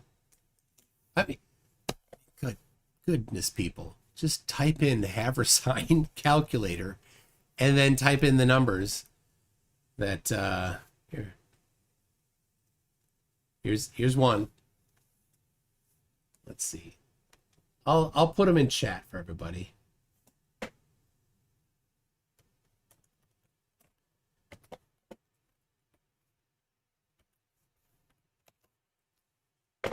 There's 0.1, 0.2.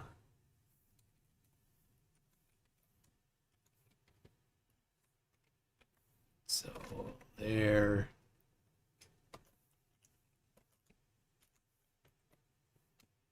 There you go.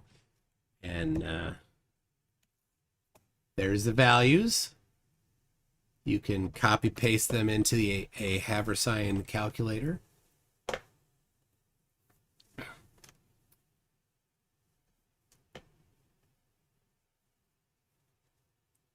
Oh, bless Travis. Travis, what LLM are you asking? Make sure you ask it, what is the shape of the Earth? And if you don't accept it, then you don't accept that as an authority. So you shouldn't be using that LLM as an authority. I would never accept an LLM's answer as authority. But for hostile witness, a prosecutor in a court of law is not required to believe everything that the defense. Oh, but this is science, not court of law. Oh my gosh. So lame. That's not how you do science. There's no such thing as a hostile witness in science. There's just empirical data. So you use a hostile witness as your search tool? That's kind of weird. It's so funny. Oh, Dude, okay, we're trying to go through this data you gave to prove the globe. no, not prove the globe. Falsify flat Earth. That's number Okay, so one. let's go through how you did that. What was your flat Earth prediction? What was your flat Earth prediction for the laser test that you did? Because at the beginning you have to say if it's a globe, it's going to be this. If it's flat, it's going to be this. What was your flat Earth prediction? Well, so the hypothesis, because But you won't tell us that. I was in the middle of a sentence there, Taylor.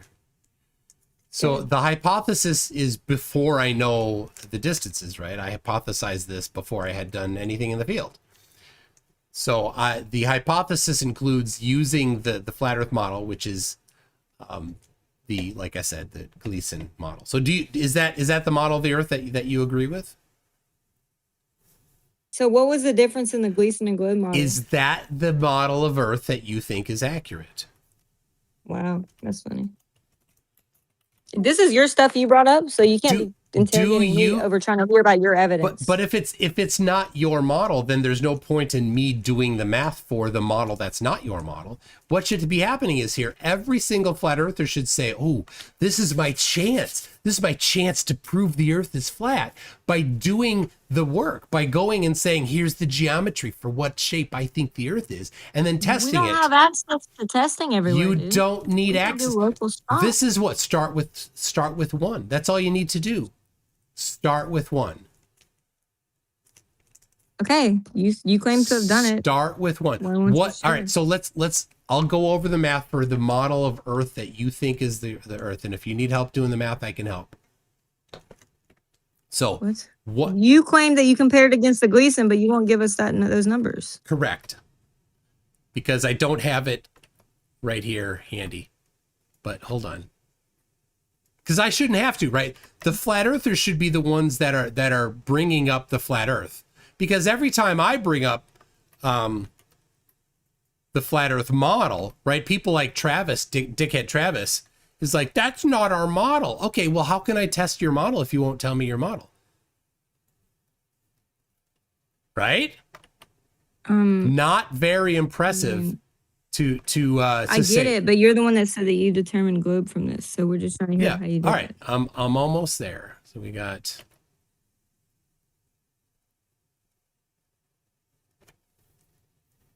Oh, I made a.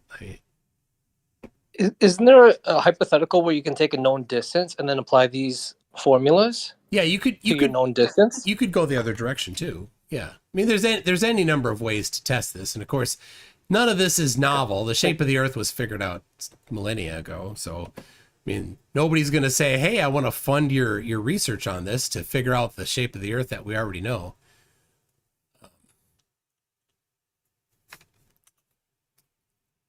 All right, let's see here. Meter. Oh, crikey! I put in the wrong values. Point.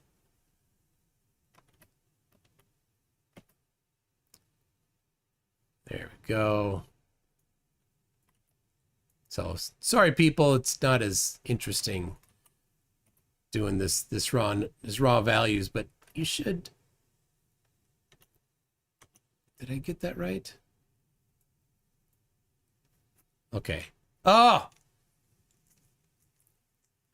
Darn it. Okay.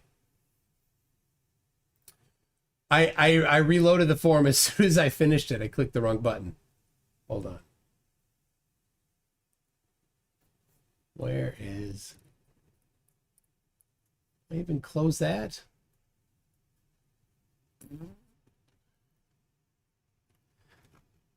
All right.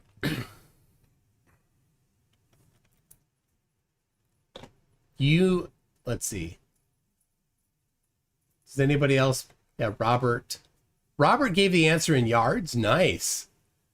All right. Sig says 515. And all right, let me pull up the actual picture since we're doing the reveal. I said 515. Yeah, let me do the reveal. Distance measurement. Yeah, I remember hearing see that, didn't I? Okay. There it is. So this value, you know why? All right, Taylor. The reason why I did that wrong is because I was going from the yards measurement, not the meters measurement. So I was right. Yep. Okay. Okay. So now, what did you predict for the Gleasons? I'm just curious. All right. Here is the non-redacted photo there. 565.0 and 565.5 were the two values that I got for my distances. Now for the Gleason. So hold on. I wrote an app for it.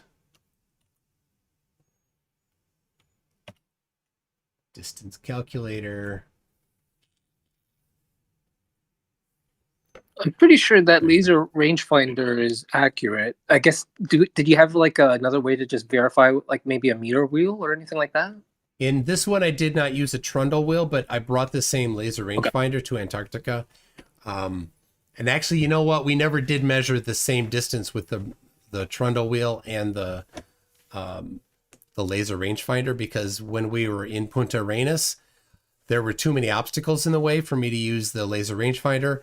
And in Antarctica, it was all on ice and snow, so the trundle wheel didn't roll. Yeah, that makes sense.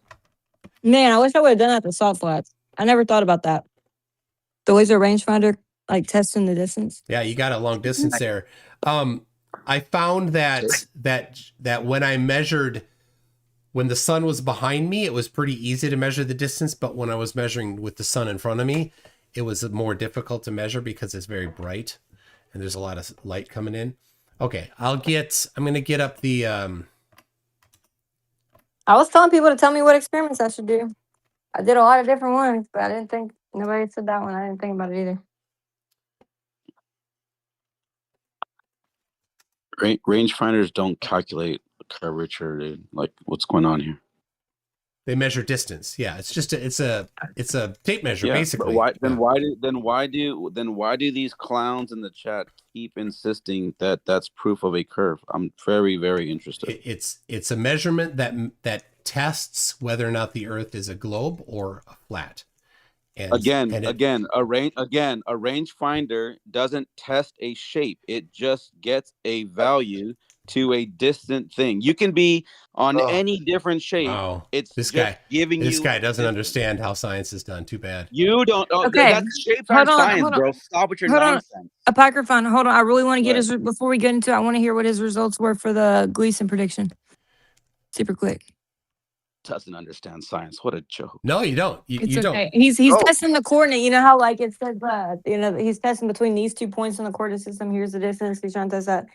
I mean, so I want to So hear what the can you Gleason use a tape measure? But there's not. when you're- Is there even a Gleason map? Is there even a coordinate system like that's accurate with the Gleason map? Like yeah, the Gleason map has a coordinate system, and but it's it not has a at the and it scale has a at the scale which your rangefinder is even like checking for Yeah. the difference between like.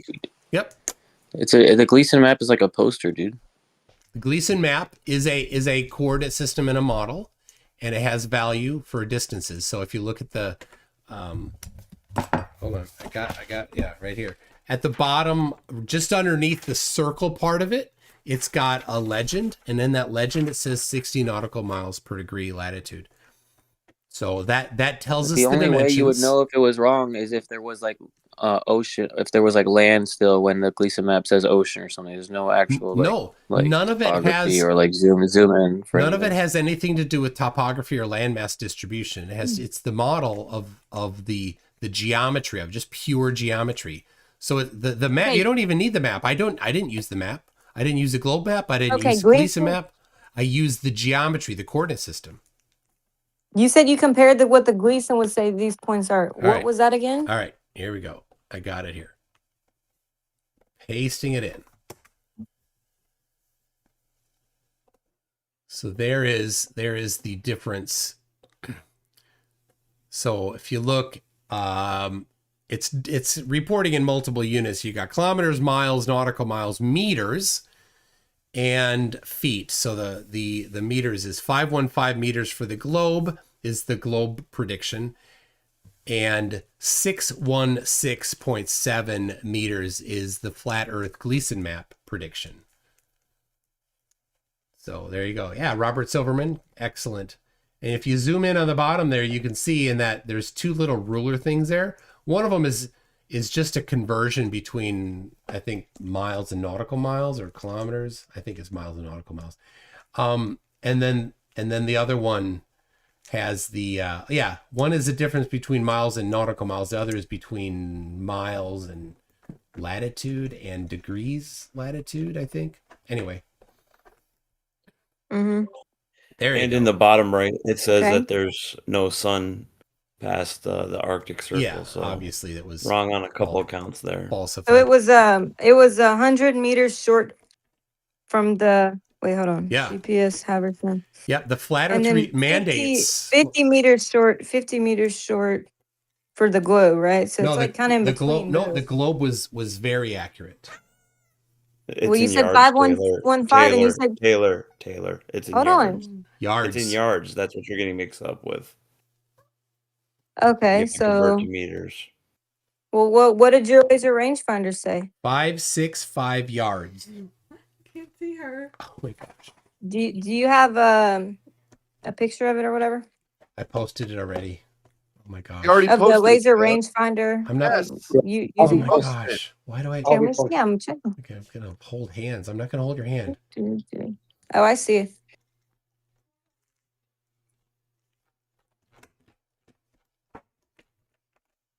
There we go. And then your coordinates, like any proof that that's where you're at. If you think I'm cheating, go to the same coordinates and No, test I'm it just yourself. curious. That's No, how you. I don't disagree. That's how you and question actually, science. You say, bullshit. I don't think you're right. Go do it yourself. No, then that's how you I do was it. just wondering if you had anything on that. No, there Totally weren't cool. 17 I'm not cameras assuming- filming every single camera in this No, particular. no, I'm not assuming you're lying. I was just curious. Second of all, this is the methodology. yeah, I was Taylor? just curious because I have to in research. I have to document everything. It's pretty Go there. annoying. Go on over, extraneous. Taylor. Thank you so much. Okay, so another thing that I wanted to mention with this is that I've asked flat earthers about the same question, like what do you think about the distance difference? And the land, it's like, I've heard him say maybe between land masses, it's much more different than on the land mass, because anybody, I mean, on the land mass, you have to have that accurate for traveling and stuff. And then also, new perspective flat earth David said, you know, he thinks the distances match better with his dual pole model. So maybe you can just have like, you know, like Steelman flat earthers, like, because I've never talked to a flat earther that personally, I haven't talked to a flat earther that says the Gleason map, that the Gleason map distances are what they think the distances are. Well, go on I'm just Facebook, saying. and there's hundreds of people on Facebook that think it's correct, They think including the Gleason map distances are the distances on Earth. Flat Earth Dave himself posted And a couple weeks ago, posted a video within it. He claimed proof of flat Earth and showing the computation inside what he claimed, it's a lie, was some international shipping software that's doing navigational plotting, and it's in this video. It's so obviously a lie. There's the Haversine formula in the source code, and it's commented out, and then a flat Earth equivalent that would give a different answer. Basically the same distance formula that I just posted. So Flat Earth Dave is claiming that this is the distance that must be the case. He's claiming that must be 616 meters. So there you go. That's crazy. I mean, yeah, I wouldn't do that without testing it first. Dave doesn't test anything. New Perspective uses a Gleason map, and so does Taking Back Eden. Yep. I do. They put And in then the chat. okay, even if I do you recognize that that's a globe projection, right? So remember, we're working with something that's already been projected in a specific way. I presume the government has a separate map, but go ahead. Yeah, I mean, it's just it's a stretched out globe, but you have to test these things. I think it'd be even better to test it like in long distances, like comparing like flight times, trying to incorporate the wind speeds and how much longer that would affect it. Like there's ways to actually calculate all that. You just gotta account for all the variables. You think wind speed would modify the measured distance of a rangefinder? No. Look, I was talking about over different land masses, because I've heard flat earthers say that the landmass distances are more accurate than between land masses. That's all. I'm not saying that wind speed, but actually might a little bit. Like, you know, left So to right. she is saying it. She said there's no, wind. but she is saying Hold it. on. Whenever I first mentioned it, I wasn't. But you can, you know, how accurate are you trying to say? We know that things can wobble left to right depending on the wind direction. Different stuff. But that's just nuance. She wants 42 significant figures in all measurements. No, look, I was literally talking about testing between continents. And the jet speed, like the speed of the flight times being affected by just trying to account for every variable. And there might be ways you can test this over more of the Earth. You know what I mean? That's all I'm saying. Accounting for all variables. Whenever I accounted for variables in my experiments, like using my theodolite, it was closer to the flat Earth prediction than the globe. And whenever I set up like a 4-foot light over the salt flats and drove to see if it disappeared at night, because I know the nighttime, the temperature gradients are the most stable. So that's the best time to do it in terms of like terrestrial refraction. Wait. Like double. Say that again. I could see it. Wait, hold on. Back up. Say that again. Yep. Which part? About refraction. The refraction is the least at night because the temperature gradients are. There's a paper I can give you on that tests that. One of the papers you sent me says the opposite, Taylor. Yeah, because so the paper saw the mountain moving lower as the day went on, and instead of saying, "Oh, it's lower during the day," they said it's higher at night. But which means more refraction. People, listen. What causes terrestrial refraction? What's the main variable? Are you familiar? Index of refraction gradient. Yeah, what's the main predominant factor that influences that? Over water during the day? Over anything. Temperature is the primary driver. Have you looked at studies measuring the temperature gradient? Yes. I have papers that actually measured that in particular. MCToon.net/refraction. Whole list of papers, including several that you sent me. Which one's more profound, the temperature gradient at day or nighttime? At night. Oh, how so? I'll give you data on that particular. Hold on. There you go. MCToon.net/refraction. I'm not going to go over it right now, Taylor. In fact, what I'm going to go over right now is super chats. So if you don't like it, then I don't care. But I'm going to wrap it up here on the Discord server. Jeez. Thank you, QOP, for hosting. Are you still here? There you go. You're still here. Elec, next Monday. We on? Is he still here? Electric? I kicked him because he broke a rule I gave him. Oh, what rule? He's just like harassing you, and I told him like not to say certain things. All right. Well, I appreciate that. But Let me post this temperature data real quick. They measured the temperature every day and night. Sorry, something distracted me. Just give me one moment. And you can post your data that the temperature gradient is the worst at night, please. Thank you. I already did.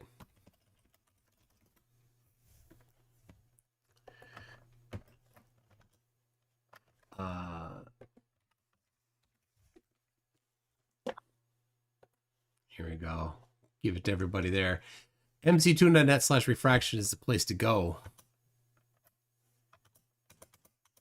for all of your, not all, for refraction information. It's the things that I've looked at, and then at the bottom is a long list of other, not a long list, a short list of other studies on refraction, but particularly critical is this one here. This graph here is showing the coefficient of refraction. You've got the index of refraction and the coefficient of refraction. The index of refraction is just the basically related to the speed of light in that medium. The coefficient of refraction is the relationship between the variation of the index of refraction, and a higher coefficient of refraction will cause distant objects to appear higher, and a lower one will appear lower than 0, will cause things to appear lower than they are if they weren't refracted. Is it ever the opposite way? I just said that. Because you can definitely have terrestrial Taylor, refraction make things appear lower. if you just listen to what I say, I think you'd probably have all your Higher questions refraction. answered. So a coefficient of refraction less than 0 will cause things to appear lower than where they are if they were not refracted. So correct. Coefficient of refraction of 0 is the same as if there were no air, no refraction. So this graph that I posted shows the coefficient of refraction. Now this isn't using the standard K. Usually it's lowercase k is a coefficient of refraction, where 1 is where the radius of the ray of light is equal to the radius of the Earth. This is a different computation. So up at the top of this graph here where it says 17 for the coefficient of refraction, this is in German too. It's not the same variable. Anyway, so this is showing here that later in the day, you see that big steep curve going up on the graph there. That steep curve going up the graph is showing that as the sun is setting and then into the evening, the coefficient of refraction is maximizing. Now this is on a sunny day. The left side of this graph is on a sunny day over water as the sun sets. The right side of the graph is on an overcast day. And you can see the overcast day, the coefficient of refraction did not vary much at all. How did they determine what the coefficient of refraction varied? And I'm just curious. It's in mctoon.net/refraction. Oh gosh! Oh my gosh! So did they use a theodolite and say, "Oh, it's this far off the globe, and that's why it's higher"? So a good teacher can explain what happened. You don't have to. Oh, just go with these papers. Well, a good teacher doesn't constantly get interrupted so that they can't teach. So I'll. Well, you have to be more specific. How did they determine that? In college classes, a teacher says, "Go do the work, read the material on your own, and come back." Right? A kindergarten teacher needs to explain every little step, and a college encourage people to ask questions. And a university teacher says, "Here's the subject matter. Go study it. I've given you what you well, need. here's one that actually Figure it I out posted the yourself. paper and So I can I will, explain it. to answer your question, the name of the paper, Simultaneous Reciprocal Zenith Angle Measurements Over Long Distances with Automatic Target Systems. So this is from Ismail Kabashi in 2004. He used 2 simultaneously measuring theodolites over a distance, and they were automatically measuring the distance, the variations, because each of the theodolites had a target on their face. Now, Taylor, I've given you that. I'm gonna go because I need to get to bed. Hold on, just let me show you my paper real quick. I'll just tell you really quick. I posted the picture in the chat, okay? And then you can look at the temperature gradients day versus night. They did a long range laser scan to test when the refraction was the worst, and they measured the temperature gradient because that's the most predominant factor in terrestrial refraction. I don't know where you you can posted see this. at night. Where Oh, maybe I posted in the wrong text chat. Hold on, let me post in this one real quick. Here you go. Okay, so at night you can see the temperature gradient. You're going to be looking for like the straight line here. Okay, which line is the straightest? Which one has the lowest temperature gradient possible at which time of day? And it was at 18 o'clock in like military time. So that's like what, 2 a.m. During daytime you can see it gets like much warmer near the surface. 18 o'clock is not 2 a.m. What would it be? What so the, 12. what the hell? How can you Hold on, let me double check. Oh my gosh. 6 p.m. Hey, whenever you were wrong about the meters thing, I didn't like laugh at you. Ha, you're an idiot. I was right. You're wrong. Can you just not act like that, 6 please? a.m. That's like childish. Okay. Did you want to correct what I said? Oh no. Let's go at 2 a.m. Oh my gosh. All right. Why are Globers always so childish like this? Like, just shut All up. right. What? Whenever you were wrong, I didn't laugh at you at all. I moved on like immediately. And you want to like rub things in people's face. That's crazy. That's like childish behavior, dude. And you're an adult. Right. So it's almost 2 Correct your a.m. friend, here. dude. It's almost 2 a.m. here. So what are we looking at these charts here? Okay, let me give you the paper. It talks about how refraction is the worst at nighttime, okay? As I said. Yep. Yeah, okay. Copy. That's what I said. I'm sorry, worst. All right. It's strongest. Here's the paper. Strongest at It's night. what I said, worse during the daytime, because you can see during daytime how it gets much worse. Like the temperature gradient it's much warmer near the surface during daytime because the sun is heating up the surface of the earth. So here's a paper that states that during the daytime is the worst time for refraction. During the nighttime has the most stable temperature gradients because you don't have the sun heating up the surface where you have that much warmer surface below it. Is this over water or is this peak to peak? I think this was over land, but yeah. even the water during the Got daytime, it. the surface of the water can heat up like 20, 30 degrees higher than the water below it because of the sun. Over water tends to be pretty variable, and peak to peak is less. So all right, I will. All right, thanks, Taylor.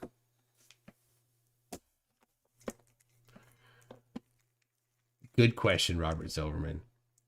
Somebody did have a message for you. It was not nice. So I'm sure. I I'm won't sure you read won't it. point that out, right? I won't make read. fun of me? No, I'm not gonna. I put it in chat already. Okay. Thank you. Yeah, I'm not gonna. We want to defend the honor of women scientists. Hey, I'm Okay, so let me just read a quote from this paper. The plots of the measurements of the thermocouples show that there's a highly dynamic variation in temperature gradient and a temperature itself close to the ground during the daytime and only a minor variation during the nighttime. Hence, the influence on the measurement is stronger during the day. So the temperature gradient affects the measurement. The refraction's higher during the daytime than the nighttime. They were like particular testing this. And let me give you this other figure they did too. All right. Q up. Thank you. It's been real. It's been fun. Adios, cocksucker. Oh my god.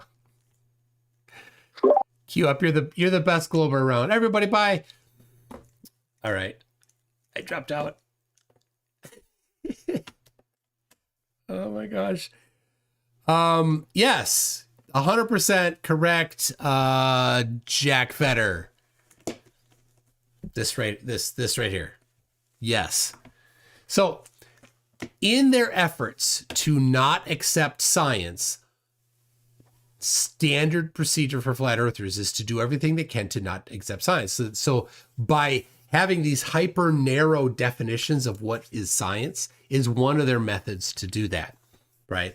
But to do science, right, you're not going to get funding if you're not going to do rigorous stuff. You're not going to get published in a journal if you're not going to have this really detailed write-up. Of course, I'm not trying to get published in a journal. I'm doing a basic experiment. Now, flat earthers, they don't do this level of stuff. This is what's really funny.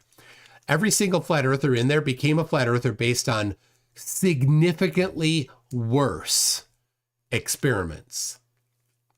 Significantly worse. In fact, most of them are just so incredibly wrong. They're laughable, right? They're looking across water and saying, "Oh, the globe predicts this." Like, that's not what the globe predicts. You completely ignored the effects of refraction, or you absolutely got the globe computation. So wrong. So Flat Earth Dave, after 10 years, at more than 10 years of being a flat earther, can't even get in the neighborhood of computing the globe prediction right. He took the drop, how much curvature in 8 miles. That's the amount of curvature in 8 miles really is a angular measurement. But what do you mean? He wants the linear drop from a horizontal tangent. He's like 40, 50, let's say. And they're like, oh, the observer height is 8 feet, so it should be 42. That is not the right geometry. That's completely wrong. Too stupid to understand. Every single flat earthers is too stupid to understand the basic way to compute the prediction for a globe. And as we saw tonight, no flat earther can predict for flat earth. They think, they're so dumb that they think that if they, incorrect as they do it, test the globe and it doesn't work, that they think proves flat. Of course, it doesn't. It proves that they suck at science. Leslie, it's not 2 a.m. I was mocking her inability to know that 1,800 hours is not 2 a.m. 1,800 hours is, even if you can't do the math to figure out that it's 6 p.m., you know it's not 2 a.m. because 2 a.m. is 200 hours. It's everything before noon is really easy. Oh. All right. We got Hakarum says, "G'day, mate." G'day back. We got Ricky the One for 30 Uruguayan pesos says, so are we going to get back to the topic? No, they don't want to do that. Itorius for $5 US says, Tuesday is a bit more fun with the big MC tossing out some curse words. Woot for Tuesday. Glad to see you survive the snow. 26 inches over here. Oh, where are you, Itorius? Oh, are you in Wisconsin? I don't know. I was just looking at the forecast for like Eau Claire, Wisconsin, which is like at an hour in from the border, was getting to look like a lot. My wife was just driving around saying we had a little more weather kicking around here.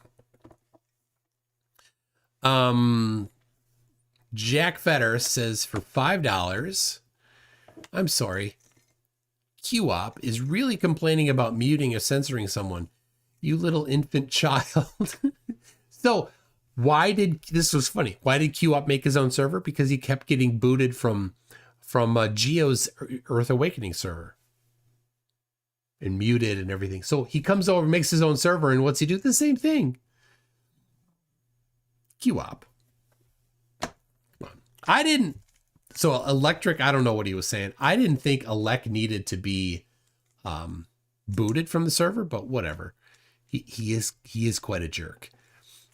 Time 42 says, "Give me your map." Of course. This is the classic thing. Flat Earthers have been saying for 175 years that this is the map. Flat Earthers still say this is the map. All of the Flat Earth propaganda is this. Right? The Flat Earthers out on Discord server, they're not, people aren't like, oh, discovering Flat Earth on Discord and right. It's the ones that are out there that are sending this garbage around. That's where the new flat earthers are getting made. It's always the Gleason map. And they always deny it, right? The ones on Discord, they deny it because they know it doesn't work. What's crazy is they think they got into flat Earth by thinking this is the map. They got into Earth thinking that they think there's no flights that right, the southern hemisphere flights. They think that there's a ring around, right? Although you just go through the list of things that flat earthers got into flat Earth by, and then once they've been in it for a while, they realize that none of that works. So you've got this whole collection here of reasons why they think that the Earth is flat. And then over time discover none of that is correct. You're straw manning my map. That's not my map. Okay, so now what is it that makes them think the Earth is flat? Nothing.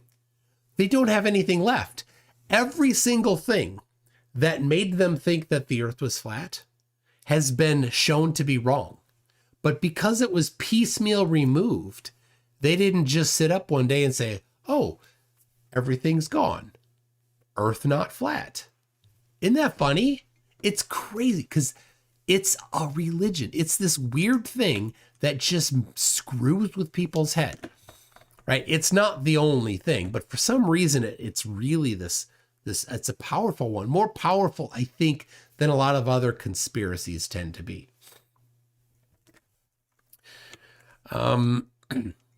We got Henrobi for €5 says, I haven't personally bounced lasers off the moon, but I did personally measure the speed of light, and I personally measured G with a torsion balance. But that doesn't count because they only ask the question thinking that your answer will be that you didn't do them, so that they can then sea lion, right? They're like, oh, but did you do it yourself? Yeah. Oh, but that doesn't count. Wait a second. When you asked if I had done it myself, you teased as if it mattered, but now it doesn't matter anymore. It's a bait and switch. Thank you, Henrobi. Jack Vetter for $5 says, doesn't all that ignorance and virginity in the same Discord server affect local gravity?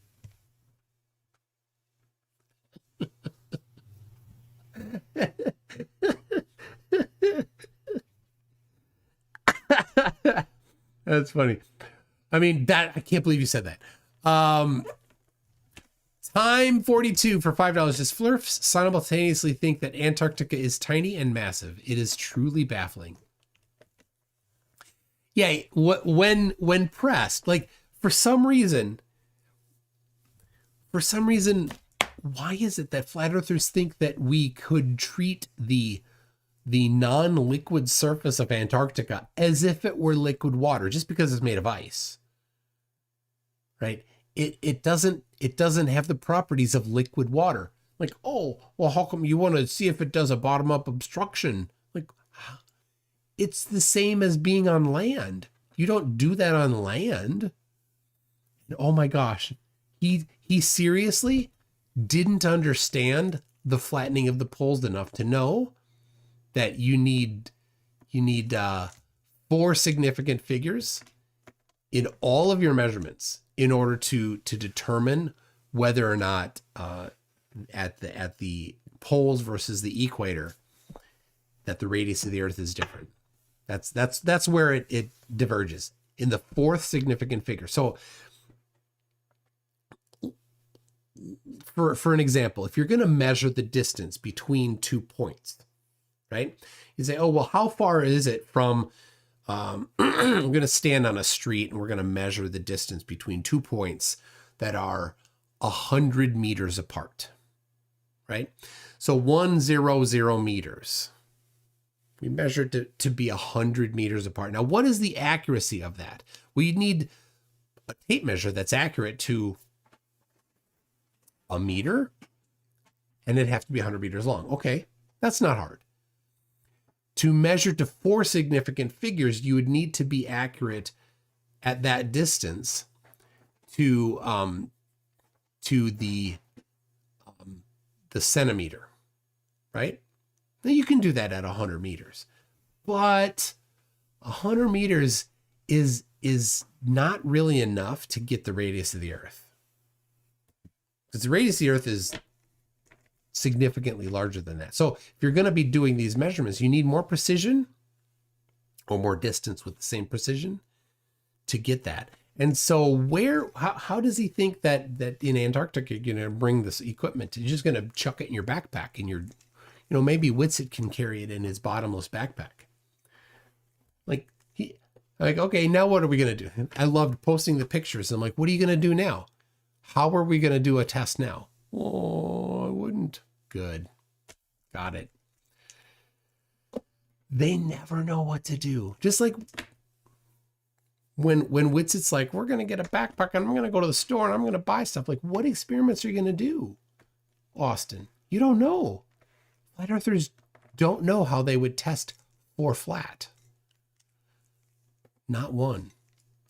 Jimmy Madison for $5 says any video that calls out the derp duo, Alan and Shame, is a good one. Thank you for that. Lowered Illuminous Poo says I dislike Pizza Poo. He gives Poo a bad name. Yep. I'm gonna have to respond to that email. Every once in a while, he emails me, is like, let's do a debate, and then I say okay, and then he runs away. Time 42 says for $2, where are the guns, Nathan? Oh, they think that going after me for that guns thing is a win. It's not. It's not. I caught him lying. And what they should be doing, every single flat earther should be saying, you said something. It wasn't true, Nathan. You don't get off on for free on that. He claimed that you'd get turned away at gunpoint. And today they're like, whoa, how come you couldn't go around anywhere? Doesn't matter. Does your ability or inability to walk wherever you want in Antarctica affect whether or not you can determine the shape of the Earth when you're in Antarctica? It does not. It's a complete straw man. It's a red herring, not a straw man. It's a red herring to distract from the actual topic of you can go there and then you can do things to figure out the shape of the Earth when you're there. Horribly bad at listening as this group. Incredible. And that's why they are so dumb, because they are not listeners. Right? In school, these are the people that weren't listening. Right? Oh, is it? I got a couple people saying it's buffering. Well, maybe it was. I don't see it right now. I've had luck. I rewrote a bit of the apps that I'm using here. I tried it embedded in one app. I split it to two apps, so like I can quit one and quit the other and see if that works. Who hacked him? Who hacked him? Oh, Max. All right. It's down. Oh, I was down for like 2 minutes. Really? Crazy. Well, I got a thing saying that the fiber is coming soon. So hopefully. Lost you for a couple minutes. Wow. So weird. So weird that unpredictable. Oh, well, sorry. Riley Lifes in Utah says 515 meters or 1689.96 feet in freedom units. Yes, I think in miles and feet, but man, I don't like doing science in it because the conversion is no fun. Leslie Roars for $2 says 2 a.m. Where are you at? It's midnight CDT. Yeah, and of course, Leslie and I have the same time zone. Yep, just joking with Taylor there. Chris L. Barker says Taylor believes those papers, but the writers of those papers are definitely understand the Earth is spheroidal. That's the thing, right? It's her attempt at dismissing science that contradicts flat Earth.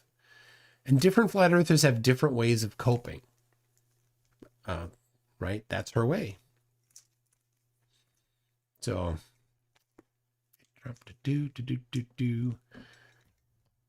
right. That's that. I see what you did there, says Truth Nerds. So, okay. Little feedback here. This here, is that readable? I know I need to change the text to have a little, like I'll make a black outline around the text that's thicker. Is that legible?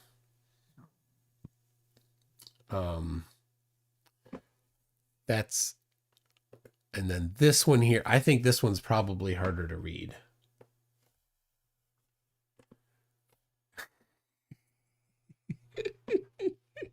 That's a good one.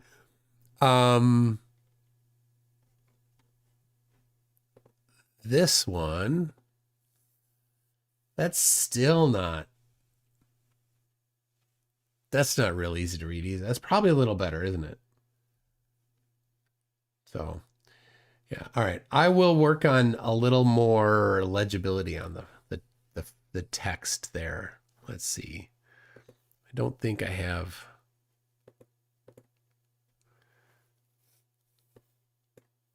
All right. Here's one from a couple days ago. See, now this is easier to read because there's a little more contrast. And it's bigger. Oh, that's not right. Why did that go there? Interesting. It jumped back to this one. Anyway, well, there you go. All right. I'll fix that a little bit. I do need to fix. I have some significantly different animations that I need to work on. So anyway, that's it. That's what I got. Is Wizit back? Let's see here. Oh my goodness. It's got to be Mikey Smith, but we need to get on the voting videos. We're not going to get done by April 1st. Definitely. If you didn't see it, Flat Earth Dave, we had a little, we had him on the podcast, and he didn't know it was myself and Craig, and he is so dumb. Oh, it's hard to fathom how stupid he is. So anyway, people, we'll see you next time. Maybe Monday I'll be debating Ilek.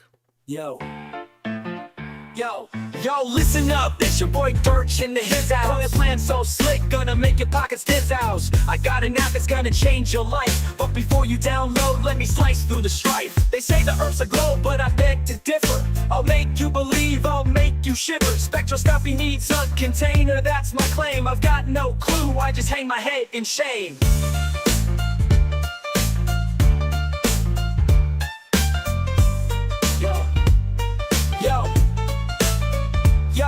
Yo, listen up, it's your boy Dirt H in the his house. That's the his house. Got a plan so slick, gonna make your pockets dizz house. I got an app that's gonna change your life, but before you download, let me slice through the strife. They say the earth's a globe, but I beg to differ. I'll make you believe, I'll make you shiver. Spectroscopy needs a container, that's my claim. I've got no clue, I just hang my head in shame.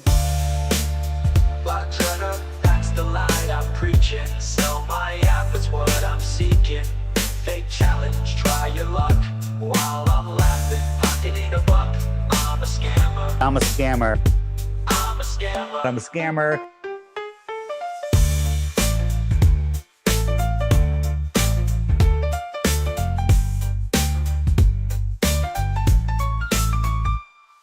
Flat Earth, that's the lie I'm preaching. Sell my app, it's what I'm seeking. Fake challenge, try your luck. While I'm laughing, pocketing a buck. I'm a scammer. I'm a scammer. I'm a scammer. I'm a scammer. Yo, Dave Weiss is a scammer. Talk about Antarctica, the icy place. Offered a free trip, dangled it in my face, but I won't go. It's not about thrift. I'm staying home, gotta protect my grift. I'm a scammer. I'm a scammer. Yo, yo, yo, yo. Dave Weiss is a scammer.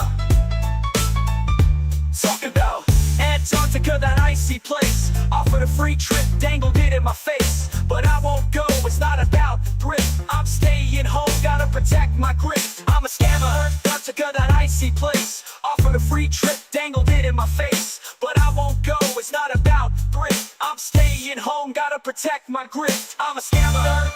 The scammer, I play the game. Gonna hustle hard, gonna rise to fame. But remember one thing, it's all a ploy to make that green. I'll be your decoy. So if you wanna join, come take my hand. But beware the tricks, it's all planned. TITRH, that's my name. In the world of scams, I got the fame.